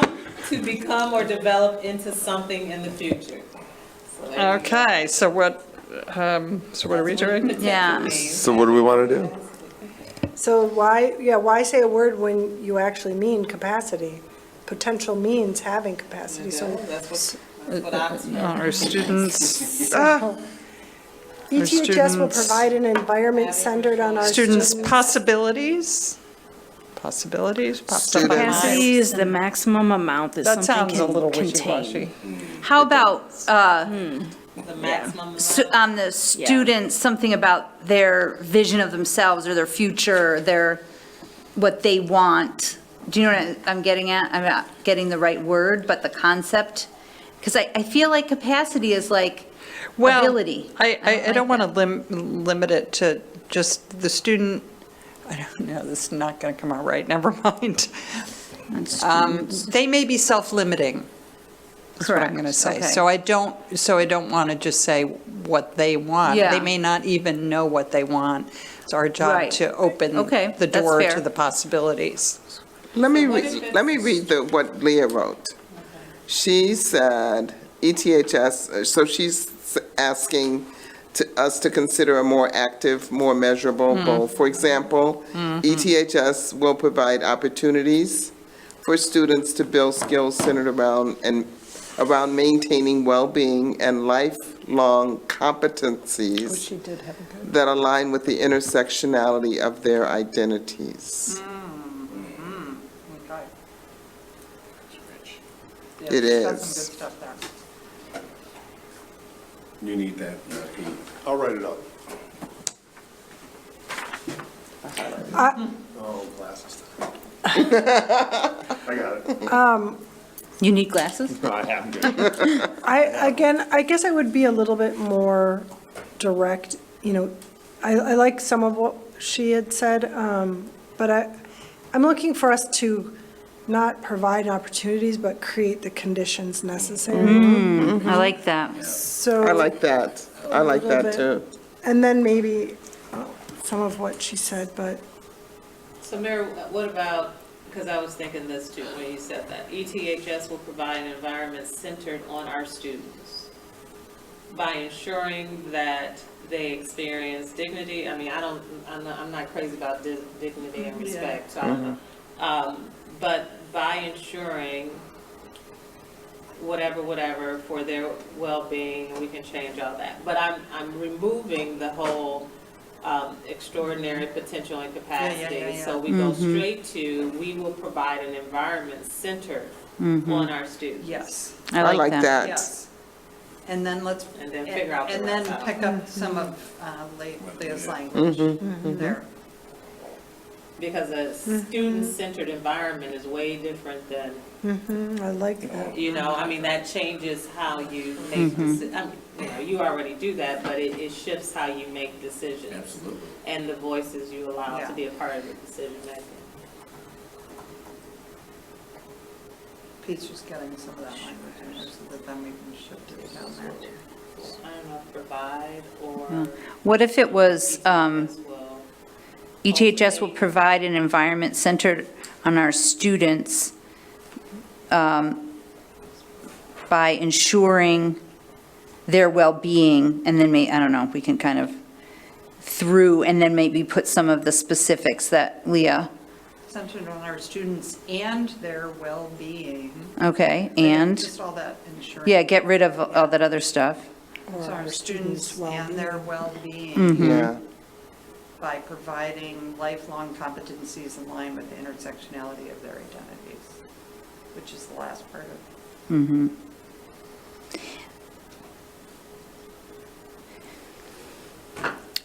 When we had mentioned before about identities, we were saying that it doesn't really cover everything, like income. Right.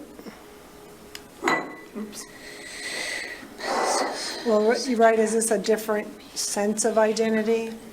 This is just like themselves versus their demographic?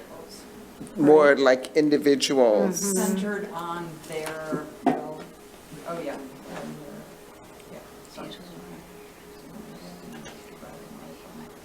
By providing, I'm not sure people know what lifelong competencies are. That might be one of those phrases that including me.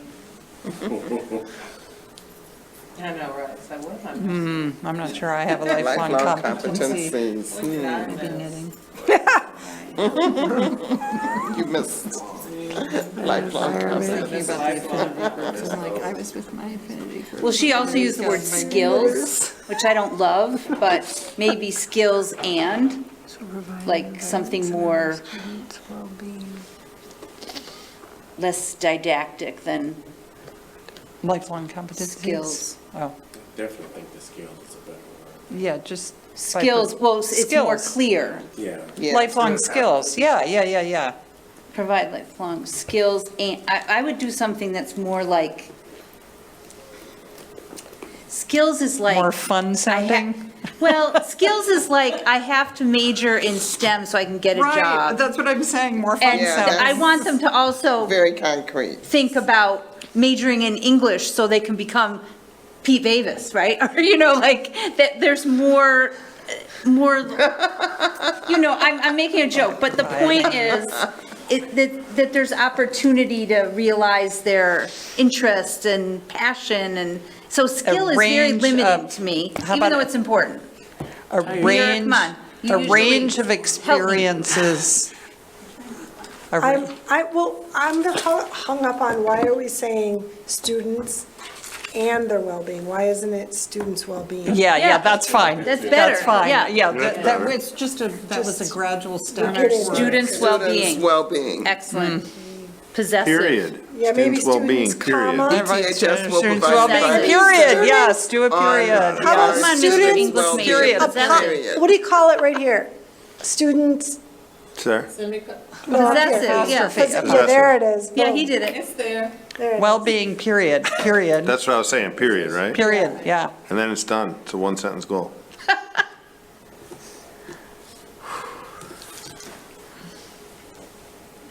Yeah. Oh, yeah. Mic drop. Yeah, actually, I think Yeah, that's it. I'm good with that. I'm good with that too. That's Yeah. I mean, we can still mull this over. but- Yeah, we can talk about the how later. Yeah, It's that's, well, again, outcomes and measures, outcomes and Well, measures. but Mira, I want to just, I'm sorry, I don't mean to be devil's advocate here, but before, when we talked about in the previous goal, you needed some definition of what outcome. Do you need that here with well-being? Like defining what we mean by well-being in the goal? Like you brought up about defining outcomes? Outcome feels generic, Is mushy or well-being well-being. doesn't. Has more of a Yeah, definition. But that could just be, you know, bias. No, it's fine. I'm just pushing back because you raised that before and I thought it was a good point. So I just want to make sure Well, it thank doesn't you. apply here. Yeah, I think if it said like students' feelings or something like that. Well-being feels. Okay, okay. Yeah, or just when you say an environment centered on our students. Yeah, then Like on our students what? Yeah. So Okay, I'm fine with it. I'm fine with it. Thank you. Yeah, I'm good with this. I like it. Kendra, what are you doing? She went to the kitchen. Are we boring you, Kendra? Refrigerator. She opened the baklava container and came back, and we were still on goal 2. That's why she's And she only brought enough for herself. I know, right?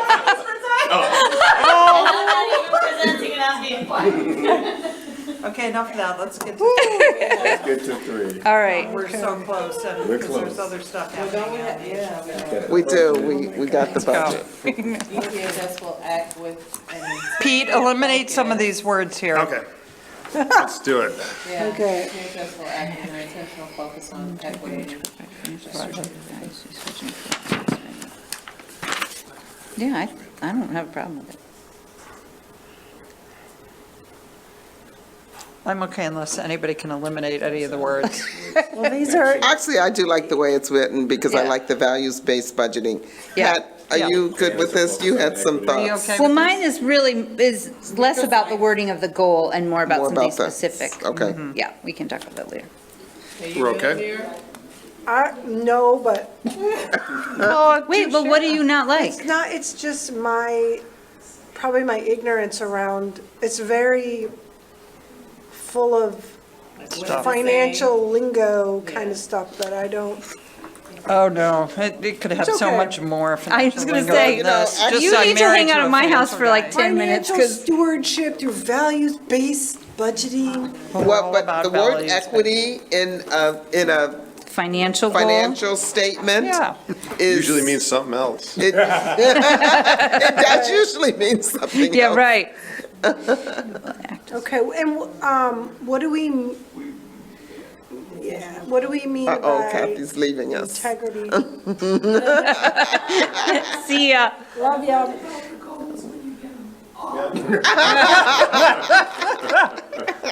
See you, Kathy. That's fine. Okay. Okay, what is the difference between equity and integrity? Well, equity is, I think integrity is talking about financial, it has to do with financial integrity and the integrity of our, But so does Yeah, so, right, so the integrity of our, sorry. So when we're talking about integrity, I feel like we're talking about financial integrity, reporting, transparency, controls, things of that nature. Controls, that's- Yes, yes. right? But when we're talking about equity, then this is just highlighting even further what we discussed in Goal 1 and making sure that that is trickling through everything that we do, including the fiscal accountability. the integrity is a little more financially specific, I Mhm. think. I mean, Well- integrity gets used in different ways. I mean, Yeah. we're all act with integrity, or like to think that we act with integrity. I think the way it gets used here is kind of specific in this financial context. Correct. So I do think that it is a term that is, widely used when you're talking about finances, but it's with everything, right? Like, I would hope that anyone here would approach Goal 1 with integrity, Mhm. right? Right. And so I just think that it's once again, just underscoring the importance I like here. it. But I will say, while I get what you're saying, Mara, about stewardship, right? Not being something that somebody's going to maybe necessarily use every day, but really, when you look at the definition of stewardship, that is exactly what we are looking to accomplish here when it comes to the finances, right? We want to be good stewards of the community dollars that we're entrusted. And so it's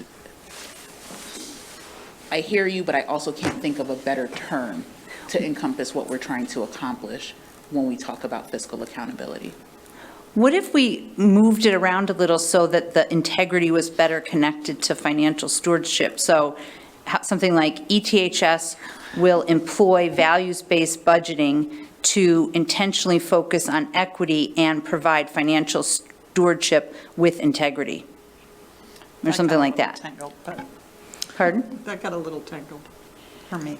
Well, the point being, then it brings the integrity piece, it better defines what we It mean does. by it. It does. By It putting brings it- the stewardship, financial stewardship. Yeah, so I hear that, right? Because Pete's holding there's his a head in his focus. hands.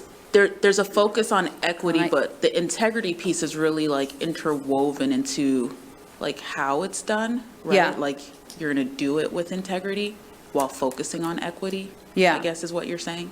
Yeah, so to intentionally focus on equity and provide financial stewardship with integrity? Yeah. Does that work? Does that convey what you're talking But about? isn't that the definition of financial stewardship? Integrity? Yeah. Operating in it, that's Yeah. what I Mhm. thought too. Yeah. So I mean, So can't you, is it needed? or can we just say financial integrity? I think people really understand that. Yeah. Than Yeah. financial stewardship. Yes. Yeah. Or do you see them as? I see them as different. Yeah. I see them as different, to be honest. Stewardship right? is our job, is what we do. Yes, right? We make And- sure, I mean, that's, in theory, our job is to push back and make sure the budget is, Right, and so I can operate in integrity in the way that I handle reporting and ensuring that, there aren't like fraudulent things happening to the best of my ability within the district. But when we talk about stewardship, I think of things like, how are we setting ourselves up for the future with what we have now? Things of that nature. Mhm. And I don't know that that always relates to integrity. Integrity, or that you can't, right? Like, Well, okay, so. I what- appreciate having both. What you made me think of, though, is that it would be really beautiful to see the word future in here. And honestly, like, so who's our audience? The community. Taxpayer. Yeah, So- and that's why stewardship is, I think, really important. Well, that, I would argue, is the opposite for me. I think what you're saying makes a lot of sense to me. Transparency, responsibility, future forward, those are words I would understand and know. You're reading. That I don't. Yeah. It is not a word that I would ever say. Mm-hmm. And I'm not, I think I'm maybe not the best sample of our group, of a focus of our community, because I'm on the board, but it is not something that comes into my vocabulary really ever. So unless I'm this here. And I use it wording. so frequently. I know, and that's why Yeah. it's lingo, like I but do that you're- too with certain words. Yeah, and you're absolutely right. These goals, while they're for us to create outcomes and measures, going back to what Gretchen said, people need to read this and know and see themselves in it. So, I agree. I was just wondering, like, can we use stewardship instead of integrity? Or how can we make it real clear? Transparency is a big issue. Or not an issue, it's not our issue. It is what, priority. people want. Yeah, It's a priority. So how can we make it real clear that this is our goal? This is our objective. This is what we're trying to do. It has to do with equity, it has to do with values-based, and it has to do with being, operating With integrity. with integrity. Allocating our resources, right, through ethical decision-making. I know, this was supposed to be the easiest. I know. Yeah, that's, Well, okay. I mean, what I hear Kendra saying, I think is important. So maybe Yeah, I we would change the word, but I think this notion of stewardship, to me, means that we are watching to make sure that we're,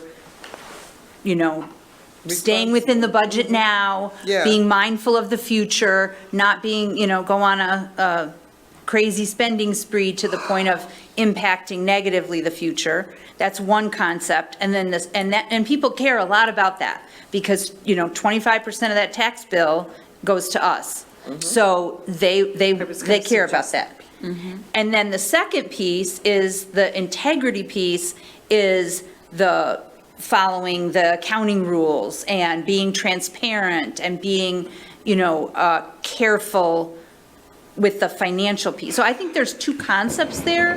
What we call them, I could work with different words, but I feel that that's what I'm hearing from Kendra, and I agree that they're two really important concepts. And acknowledging that we've already agreed on equity and that values-based budgeting, I really like that term because it really does speak to how you make decisions. Okay, I think Pete's got it. Well, everybody's been talking. I think you definitely have it. We'll act with intention. And I love it, like how the words are been tightened up here. Nice. Value-based budget. Yeah, I think you've nailed it. Kendra, does that work? It works, yes. I'm looking at Mira. Mira, does that work for you? This is where I need to be a diplomat, right? Yeah. Yeah. Yeah. At this late hour, you can still mull Great. it over. It's great.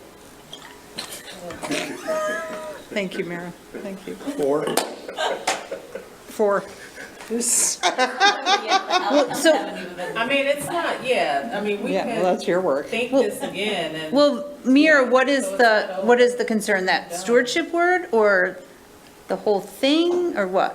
I I mean, mean, really, I'm seriously asking. okay. Oh. It is, for me, it is still very, yes, steeped within, and it's because it's not my lingo. If it were the lingo I use, then I'd be like, oh, it's great. So my bias is deep, and maybe it can be educative as well as informative. but financial stewardship, employing values-based budgeting, for me, from the word "it's" to the rest of it, it just sounds like. Well, I think though, then, it's a good thing that we've led with equity, integrity, and transparency, because I think that captures the important bits for you. Yeah, it could be a both and, right? Like, Yeah, it could speak right, to people who exactly. have that piece of. Exactly. And it. So this, Mira, would it help if it said by budgeting based on these values? Yeah, I don't think. And define that term? I feel like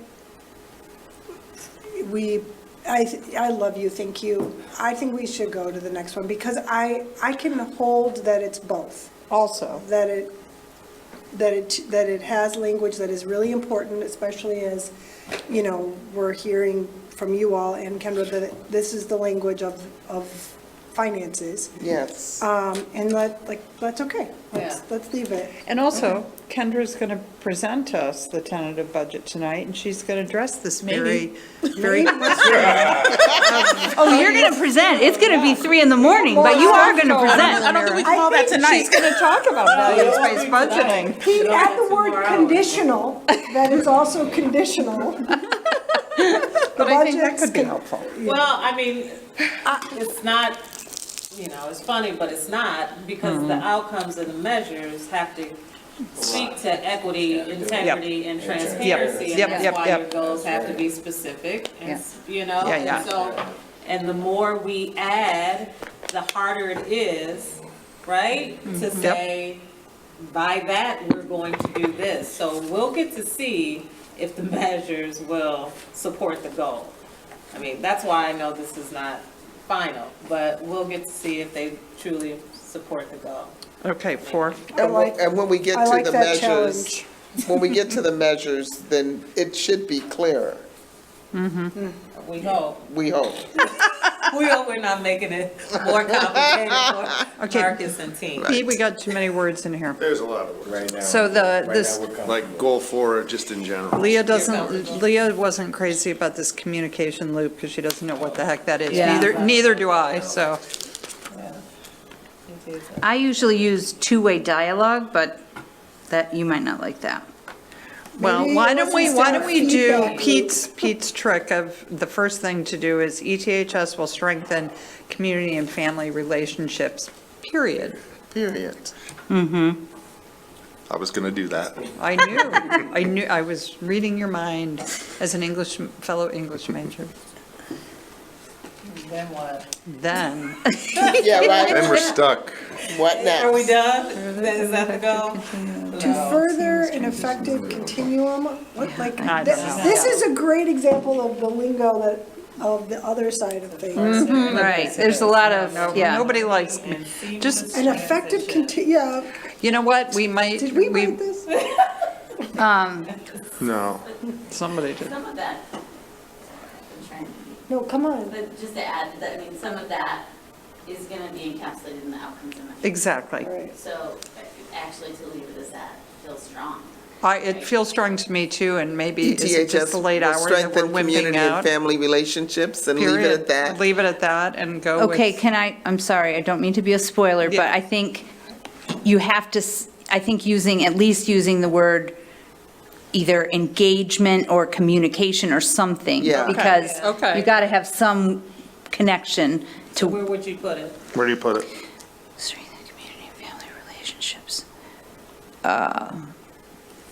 Strengthen community and family relationships And through two-way communication, through engagement, through something. Like you could just put through and then put whatever words you like. I don't like communication loop, but Through connection, through Engage. connecting with Through community partners. regular engagement or? Engagement. communication and engagement, and just leave it, because engagement suggests you're listening as well as talking to. Okay. through communication and engagement Strengthen community and family relationships through communication. and engagement. Yeah. Okay. Kind Is that of. it? Yeah, okay. I think we could say dog food and people would go, great, let's go, let's go. Do we want just That a works. final Just Do it. debater point? Do we want to get rid of More on our agenda. goal 4 should be community engagement? Because this doesn't really speak to partnerships, so we Yeah. just get rid of that part. Yes. But I think community engagement can include partnerships. Oh, it can, yeah, but I mean, and do we- maybe that's a word we want to remember down below, because that is an important piece, which I think you already have in here. How about family and community engagement? Because family, the weird thing to me in the surveys here was that everybody seemed to think this had only to do with communication with family, and that was, when the goal was that's a good point, drafted, yeah. that was not at all, it Yeah, was. strengthen family and community. Strengthen Family and and family, do it community in the same. engagement. community Yeah. relation, Yeah, How whatever. about family and community engagement? Yeah, so then switch. Family and And community. family, put family first. Yes. Yeah, right, flip that. family and Do we- community Do we, what's the word? relationships. Well, I'm just worried about the concept, just saying family. Is there another word to talk about Yeah, students' or not, lives? the traditional family. Yeah. I mean, is it just like if you Well, Well, I don't, think family can mean a non-traditional. yes. Yeah. I mean, but what It if you're does. in what if you're in a foster Foster home. space, or, yeah, like, I are think we, that- like, what is the, The term we use is guardian, but that doesn't. yeah. Yeah, that I doesn't don't work, like yeah. Tayam, you can help us here? Yeah, I mean, I think family encompasses all facets. All Yeah. So that includes the guardian, right? That includes someone who's a guardian Foster. through the foster care system. And I Mm-hmm. appreciate your question Yeah. because we want to make sure people feel honored with it.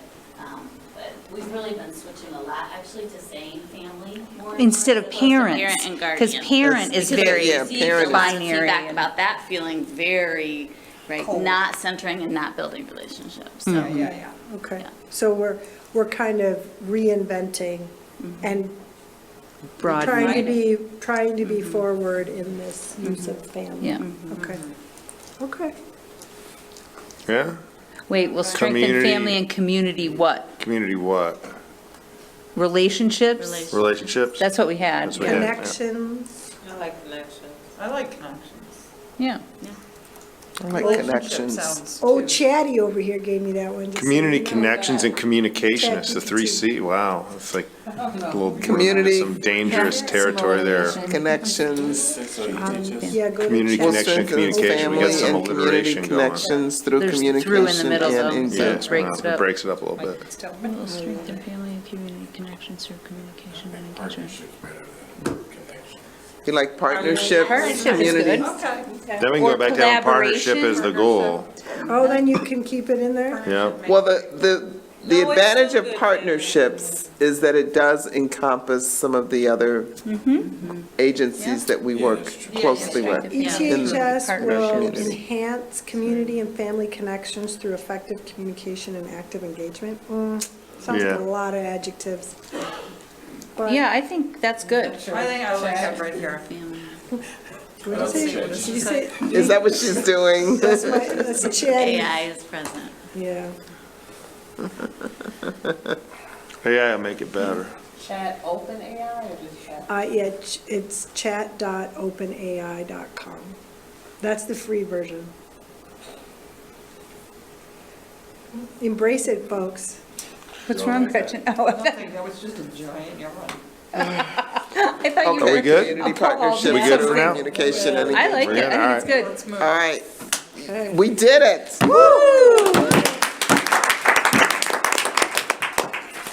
Okay, agenda item 2. All right, where's the agenda? Here we are. Okay, comments from the public. Are you sure? We have no comment. Claire, and I'm a student journalist in Northwestern. Oh, okay. Hi, Claire. Nice to meet you. You're welcome. We have no comments from the public this evening. No comments. Okay, FOIAs, we have, Yes, we have 11 FOIAs, one from Smizer, one from Fox, one from Shelton, one from Paz, one from Lesuzzo, one from Hayden, Espy, one from Paz, one from Clayman, one from Jax, and one from Espy. Responses in your packet. bug. I'm sorry. All right. Okay. Board committee reports. I have one little report. I haven't reported very much on EdRed, but I did want to share that I am officially retired from the EdRed Executive Board. As of today, we had my last Executive Board meeting for EdRed, where there were 4 retiring EdRed board members, and it's amazing how that whole Executive Board has turned over. We had a delightful lunch. I was presented with a delightful plaque. And for my 8 years of service on the EdRed Executive Board, including 2 as president of the EdRed Executive Board. So it was very, very lovely. I'll continue to go to EdRed, member meetings, which I would encourage all of you to do, really, administrator and board members. And many of them will remain accessible on Zoom, I believe, going forward. And I would also suggest that you all mark your calendar. You should all be getting the emails for August 3rd. They're doing a new event, a legislative breakfast. So if you're free and not on vacation, that's something you might want to attend. More details will follow. Okay, thank you. All right. Other reports, there was a District 65 Park School committee. And gee, I should have brought my notes, but I certainly didn't. I didn't bring my notes. Do you remember much about that? We just got an update from Park School and with their administration on all of the remarkable programming that they have been engaged in the last year. And one thing that sticks out is that they had their first Justin Wynn honoree from Park School. And so it was really nice to have them share a little bit of that. And the finances, which we are going to continue to discuss with District 65, how we can know what those numbers are for Park School a lot earlier than May, so that we can certainly address the needs that come up there. So it was a good meeting. Yeah, and then their graduation was at the end of the week, and I know that you were able to attend the graduation. Got an opportunity to speak at the Park School graduation. Yes, It probably was a lot of fun. Yeah. All right. Okay, speaking of superintendent's reports, here we are.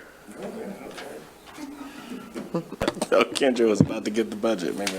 All right, no. Thank you. So I would just like to thank all of our staff members and board members, all of you, and Leah Beekers, who participated in commencement for the class of 2023 last month. And as I mentioned at graduation, I'll say it again tonight, we honored Miles just a few minutes ago, but Abriel Artley, who was the class of 2023 graduate, won the state championship in the 300 hurdles, which is amazing. Dawson Wright is a state champion in the shot put. That is the first time in ETHS history. All right. And to Kai Strickland, who was on the 4x4 relay team that took 7th place in the triple jump. Graduation was a beautiful day and a memorable event. I am grateful to our recent graduates and for their unique perspectives and that continue to push this school forward. And I look forward to greeting the class of 2027 for April 13th on their first day of school. Oh my goodness. So 2027, right? That's exciting. I'd also like to say thank you to our community and school leaders who made it to our community talkbacks this year. It was a success. I hosted 4 sessions, and it was an honor to build new relationships in the community from these talkbacks and to gather and define values, purpose, and the goals of the district. Had a great final talk, well, not final, but last talk back of the year at the YWCA, and that was a fantastic conversation with ETHS, the city, and with a few parents who came by. Summer school started June 1st and will end July 13th. So please visit the website for details about the ETHS office hours during the summer, as well as important information on summer construction projects. Lots of roofs that we're putting on that will take place through the end of July. And that concludes my report. Right. Thank you. Thank you. Thank you. All right. We are here. We've been waiting. Fueled by baklava. Talking about your dessert. Midnight snack. Well, Kendra is going to now begin to present our tentative budget for 23-24. It is balanced, and so thank you, Kendra, for balancing the budget. And Absolutely. Thank you for balancing the budget. Tonight. I really didn't intend on Dr. Campbell stealing my steam. You know, I was like, I'm coming out the gate to talk about a balanced budget. That's literally my first bullet point, but thank you so much. Way to tee it up. Okay, so, you know. So yeah, didn't want to bury the lead. Balanced budget. Extremely proud to be able to present a balanced budget for yet another year. Our cash reserves and fund balances continue to be within the acceptable range per board policy. And once again, in doing this budget, we're just really demonstrating the strong commitment that we have to long-term fiscal sustainability. We're making sure that the budget is in line with goals, which we'll go over a little bit more later, but and especially as we discuss goal 3. So, and then this diagram was just to kind of give a visual for the budget, timeline and how that process works. So really, it's just a continuous loop because phase 1 is planning. Then, you start preparing the budget, you go through, do the review and analysis, the tentative budget, public review and comment once that gets posted, and then the approval and filing, which happens in September is when we'll have the approval, and then it has to be filed by the end of October.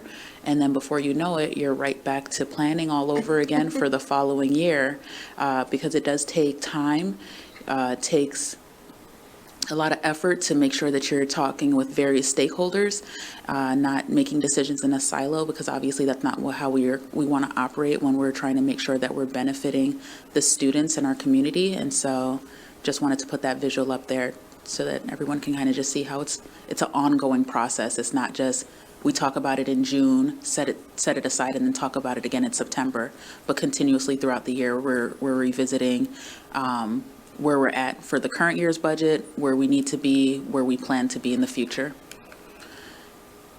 And so just some of the financial considerations that came up in preparing this tentative budget were the lasting effects from the pandemic. I know that we are probably sick and tired of talking about the pandemic, but really, it's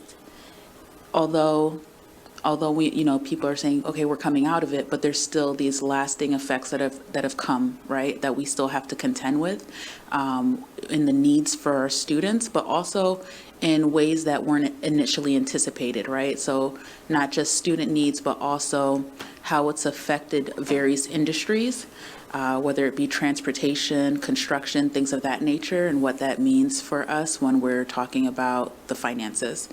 And ESSER funding is closing out for us. We have a significantly lesser amount of ESSER funding this year than in the previous year, and so we're seeing like a decrease in the federal revenue, but also what does that mean for positions that initially were funded by ESSER that now, if we have decided that the impact to our student body is so great that we want to hold on to those positions, working out how to fund them to make sure that we're caring for our students. So another consideration as well.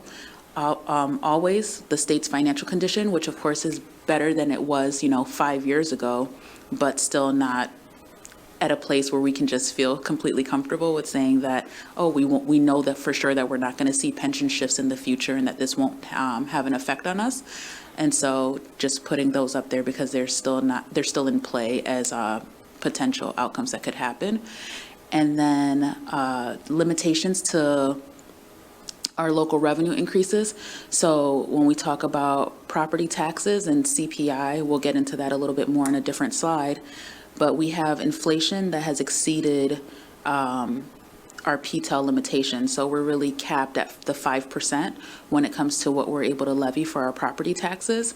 We're able to do 5% plus whatever new property comes onto the tax rolls. And so when we have inflation coming in at 7%, 6.5%, and even higher in some specific industries, how does that affect how we're able to still balance the budget? And then the current labor market also significant. Salaries and benefits are the largest part of our budget. And so when you're looking at the labor market and hiring and trying to attract and retain the best staff possible for ETHS, how does that work when you're talking about dollars? And so for the labor market right now, when we see that minimum wage is increasing, everywhere is paying more money, a lot of corporations are able to pay more money, they're able to do that because their revenue looks a lot different, right? They're able to pass those costs on in another way, but we don't have that opportunity here as a school district. And so figuring out how to compete in the labor market when a number of other opportunities are available to people that weren't, where the landscape looked a lot different years ago. So this is a history of CPI used for PTEL, as I mentioned before. And so we see here when we're looking at the past 10 years, how there's a steep increase from 1.4% to 5%. In the last 2 years, we have the CPI used for PTEL at 5%, although inflation actually exceeded that 5%. So that's our limit, that 5%, but inflation again was 7%, 6.5%, or higher, depending on if you get industry specific about the consumer price index. And so just to kind of bring home where it's been in the past and what the typical trend is versus what we're seeing now and how that has absolutely had an impact on how we've budgeted. Oh, sorry, forward.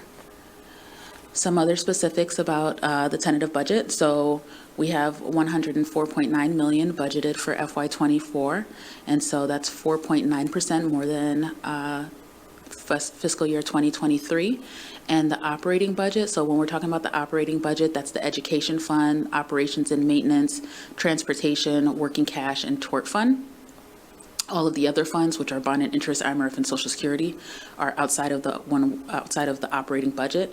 And so the operating budget is $94.7 million for fiscal year 24. So when we're talking about the budget in the financial section, we're reviewing the revenues and the expenditures. So to start off, we'll just go over some highlights when it comes to the revenues. One thing that we talk about is how we're heavily reliant on property taxes in order to fund the needs of the district. And so over 80% of revenues are property taxes. So just really recognizing that if not for the contribution of the community, we wouldn't be able to do what we do. And it's just extremely important to highlight that. Of course, we're ever so grateful for it, but to just recognize that it is a weighty responsibility to make sure that we handle those funds with care. And so, property taxes, I've talked about this a bit already, that we're subject to the property tax extension limitation law. And so the property taxes in a school year are the blend of 2 years, because property taxes and the levy goes by calendar year. So since our school year goes from July 1 to June 30, we are a blend of 2 different years. Right now, as you saw in that CPI history, we're working with the 2 5% years right now.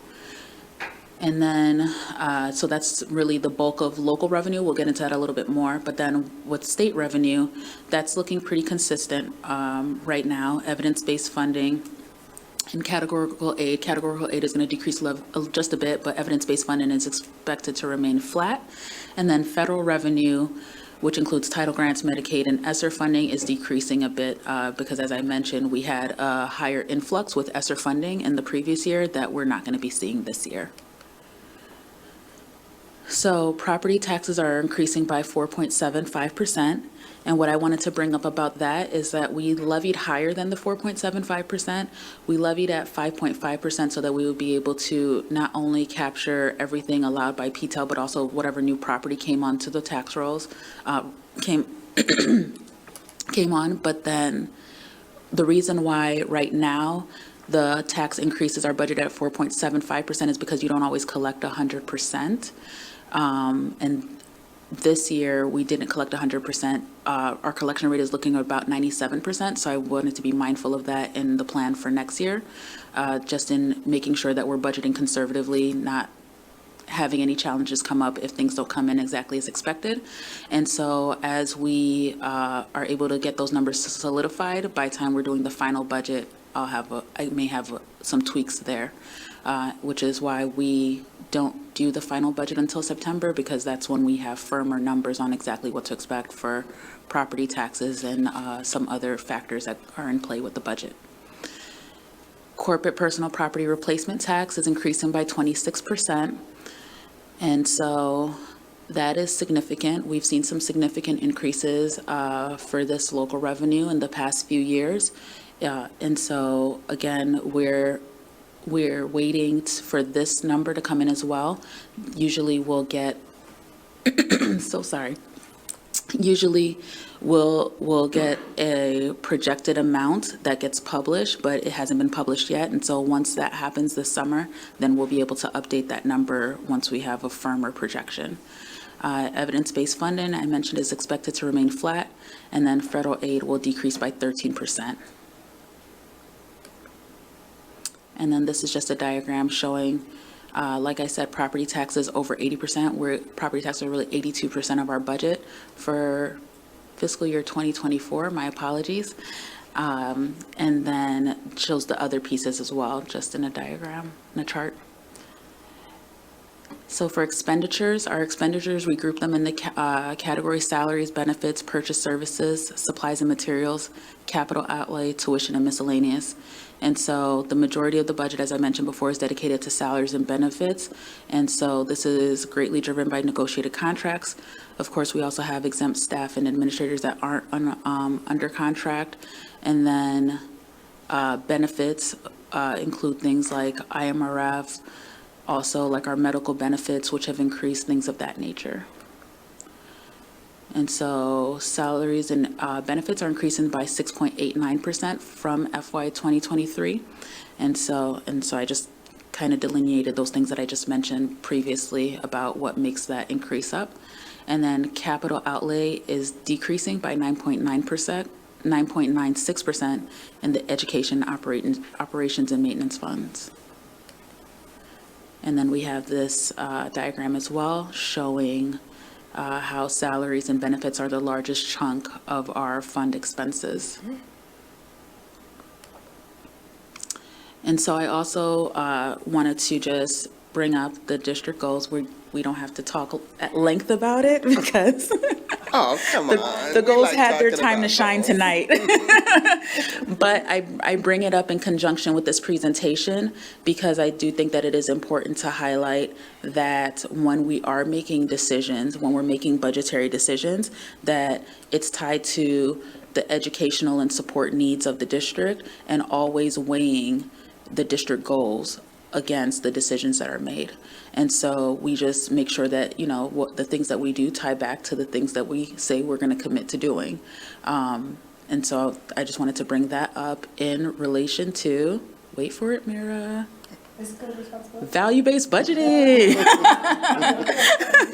Sorry. Right. I should have like edited in stewardship somewhere. So, of course, you know, we recognize that we're talking about dollars, right?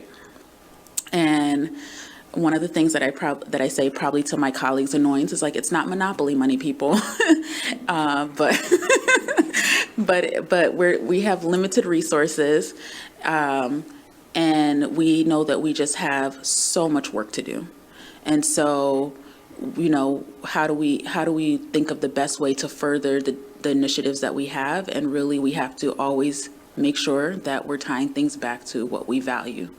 And so instruction just always being a top priority, maintaining reasonable student-teacher ratios in the classroom, avoid personnel layoffs wherever possible. Those are some things that we've had for years, but I also wanted to just take a moment to talk about some specifics with value-based budgeting, some things that are specific to this particular budget, right? And so staffing focused on meeting student needs. And so, you know, there's increased mental health needs, trauma, school refusal, truancy, residency, social emotional learning, English learners, and the school to prison pipeline. Those are all things that we have to contend with. And so when we're talking about the fiscal year 2024 budget, we've seen that we have some positions that are going to be focused on addressing some of these needs, right? So a director of truancy and residency, restorative practices coordinator, multilingual learner teachers, different equity analyst. So all of those to support the needs of the district in line with what we value and the district goals. And so second bullet, just continuing to fund our equity work to address racial disparities in achievement, and then bolstering professional development opportunities that support strategic priorities. So earlier tonight, Lauren was able to talk about how many staff members we've been able to train when it comes to restorative practices. We also are currently working on training the trainer when it comes to courageous conversations to make sure that we have people in the building that are able to further that work with our staff members. And so there's just a number of things that we're doing to make sure that we're getting to our end goals. And so all of these things, there are a number of ways to address these concerns. It doesn't always have to do with money, but oftentimes it does, right? And so making sure that those things are interwoven into the budget. You know, I tell people it's not just about the dollars and cents, but it really tells a story, right? Like, and when you really examine the budget, you can really see what we're about. And so for the final budget format, when we have the tentative budget, includes the executive summary and the financial section, which will be updated by the time we're presenting the final budget. And then that final budget will also include the financial analysis section, the operational section, the statistics and glossary section. So that's what we all have to look forward to in the future. It'll be here before you know. And this just talks through next steps. I touched on some of these items before, but just so that everybody can kind of mark off their calendar, September 11th is when we'll be having our budget hearing. And then prior to then, we'll publish a notice no later than August 3rd. And also, we're going to make sure that obviously the tentative budget is on display for public inspection for at least 30 days. Those are legal requirements that we have to adhere to. And so we'll get all of those things done in time for the budget hearing on September 11th. And then after which time we'll be able to approve the final budget, if pending board approval, of course. And then once that happens, then it could be filed with the county clerk within 30 days of budget approval. Questions? I just want to say thank you. Your new slides are really refreshing. And your explication of values-based budgeting was really nice, because that's something that we've asked about. And so it was really nice to have you do that run through. Thank you. I do want to thank you for a balanced budget. I mean, actually, looking at all the priorities and the work, and this entire budget really just gives me such a complete picture of the district, from everything we do, really, our equity work, how we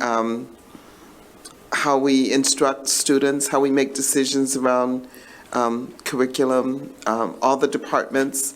And I know this takes like a whole team to do this. So I'm thanking you, but I'm really thanking the whole district, Yes. because I know that it means that everybody has to plan accordingly and stay within their limits.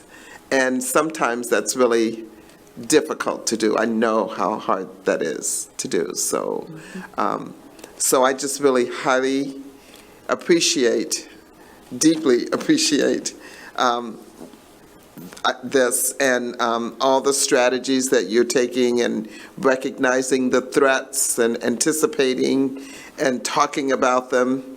They used to make me so nervous to hear the threats, but now I see it as proactive. So I really do appreciate it. Thank you. Yes. And I do want to second that, you know, this work, it's not just my work, right? Like, I have the privilege of coming here and presenting this information, but really it is like a district-wide, like I said before, this is that, when we're talking about fiscal accountability, that's a district goal, Yeah. right? And so I just wanted to lift that up, what you were saying about how it takes everyone to get to this point. Right. Pat? So I completely agree. We are so grateful to you and your team and by extension, everyone else who does such a great job with this, because, you know, we are in a very minority group of districts that are this well-managed at a AAA level and all that good stuff that you know, we could take for granted because you do it so well and you've done it for so long, but we don't. So thank you. I have really quick questions because there were some numbers that were significantly bigger. I think I kind of know what they are, but I felt like I should raise them up, especially because if someone's still watching or reading the budget, they might have this question. So, so in the expenses overview, there was a big increase in the fringe. It was 18.27%. What is that about? Yeah. Can you just quickly say? Yep. And so fringe includes our medical benefits, which have gone up.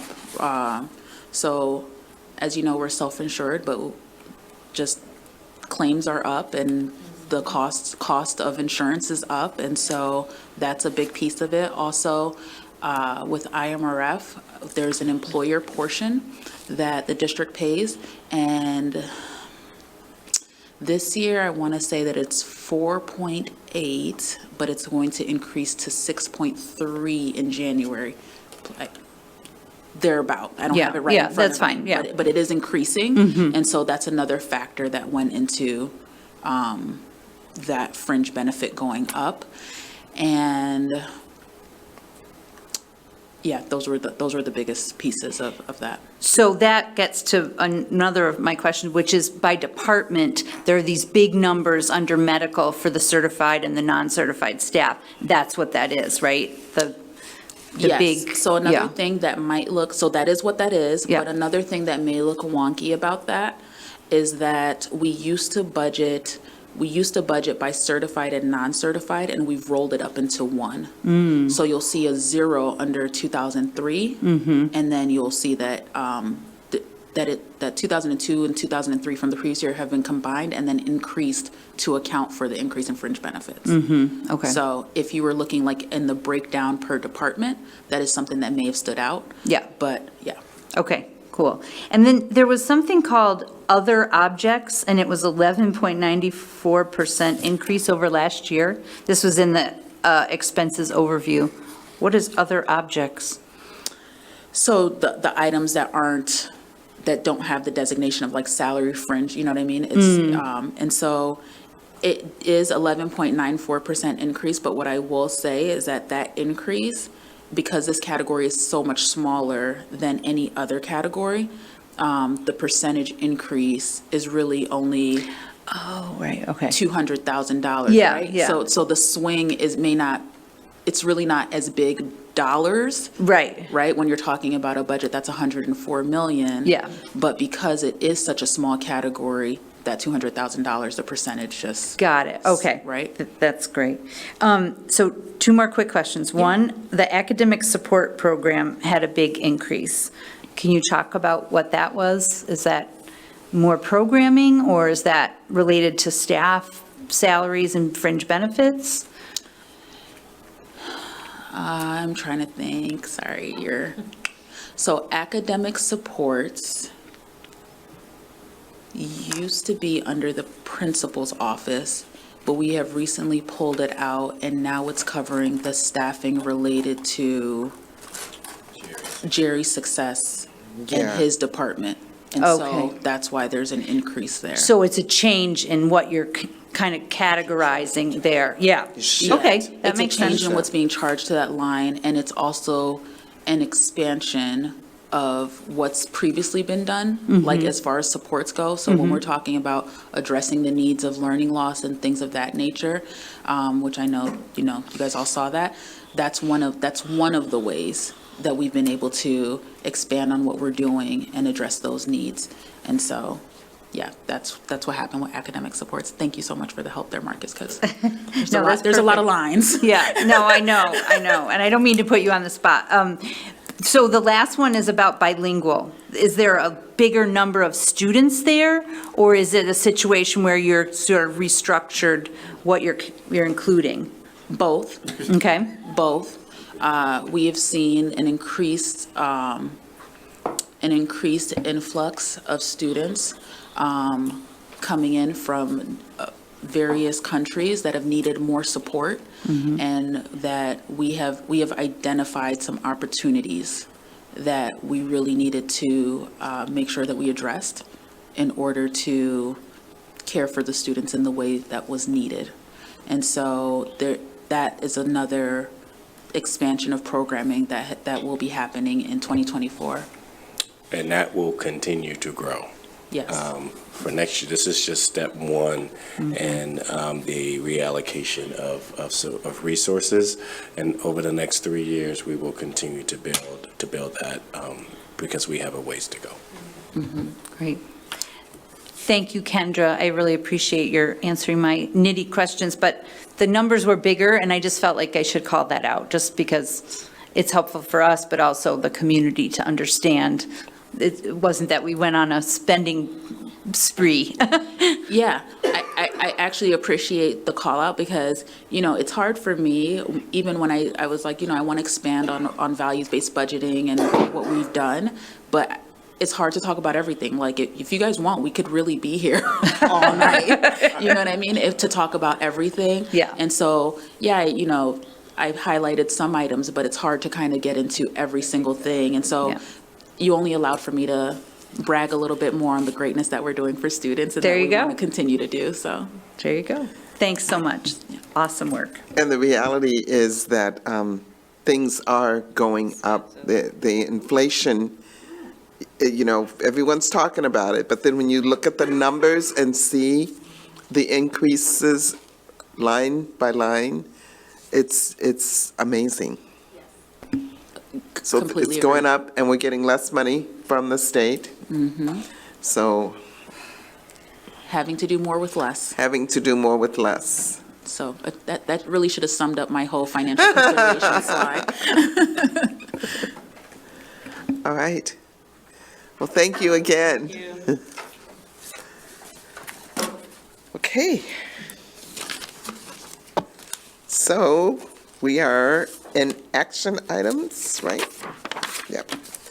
So the first action item is approval of the tentative fiscal year 23-24 budget. Can I have a motion, please? So move. Second. Good luck, Lisa. Roll call, please. Yes. Yes. Yes? Yes. Yes. Yes. The next item is the consent agenda, which consists of approval of bid for special education student transportation contract, approval of IASB membership, approval of minutes from regular and closed session meeting from May 8th, 2023, approval of bills, treasurer's report for March 2023 and April 2023, personnel report, approval of negotiated contract for engineers, and approval of negotiated contract for safety management personnel, And finally, approval of exempt staff salary increases for 2023-24. So moved. Second? Roll call, please. Yes. Yes? Yes. Yes. Yes. Yes. I have a quick question, actually. I just want to know, in terms of the new transportation contract, are both of those vendors new to us? We've not used them before? We've used both of the vendors before. You have used them both before? Okay. Okay. Do you want to talk a little bit about the? Oh, my goodness. It's hard. We are in a, someone said a forced monopoly as it relates to transportation. And we have looked at alternatives and we just have not been able to get there. So we're going to continue to problem solve with the special education department and the parents because we just couldn't get there during the bid for the contract. It's consistent. Right. And so I was just joking. I will. So, yeah, we heard from parents, especially in our special ed department, about the service for our special ed transportation this year. And it's been difficult. It's been really difficult because we want more, we want better. However, there's nowhere to go. Yeah. And so that's been a challenge. And so we were able to meet with the parents recently and just kind of have a discussion about some of the challenges that we're faced with and try to problem solve with them on what we could do with dealing with what we've got, right? And so, and it's not just specific to ETHS. I've reached out to colleagues at other districts, and it is a challenge everywhere. Transportation is a mess. Going back to what we talked about with the job market, like it just isn't what it used to be. And so, we're talking about driver shortages, vehicles. It's a complete mess. And so it has been difficult, but I think that we were able to kind of reach a place with the parents where they're understanding that our inability to switch vendors is not because we didn't want to, but even when it came to the bid, the pre-bid and the bid opening, we tried our best to reach out to a number of different contractors to solicit bids. We had 5 at the pre-bid meeting and only 2 bid. And then of the 2 that bid, one of them wasn't able to provide everything that we would need for them to become the awarded bidder. And so with that, you're left with the only vendor that you had already, right? And so I think it was helpful, though, to have that conversation with parents. I'm glad that we were able to have that sit down and just kind of, talk with one another. And so we're going to try our best to make next year a better year, but it has not been easy. And so. Thanks, Thank you. Kendra. I appreciate that, and I'm really glad you had that conversation with parents also. Thank you. Monique, were you going to say something? Your light's on. Oh, no, I was. Okay. Motion. Oh. So there's a motion on the table, right? Did we? No, we Did we voted. I just asked after. Oh, I okay. think that was wrong, but Okay, so, thank you. I lost track. All right, old and new business. Does anybody have any old or new business? We did our goals. Yay. So we'll take a look at those. If you have any thoughts or questions after the meeting, we can certainly talk about them again. Closing polling of the board. If not, I have a quick thing. So Oakton changed their name. Oakton? What are It's Oakton College. Yeah. So in the executive summary, it's Oakton Community College. Oh, it's Oakton College. Yes, that's right. Quick catch. Right. Yeah. Good catch. Yes. Okay, can I have a motion I move to we adjourn. All in favor? Aye. All right, this meeting is adjourned. Thank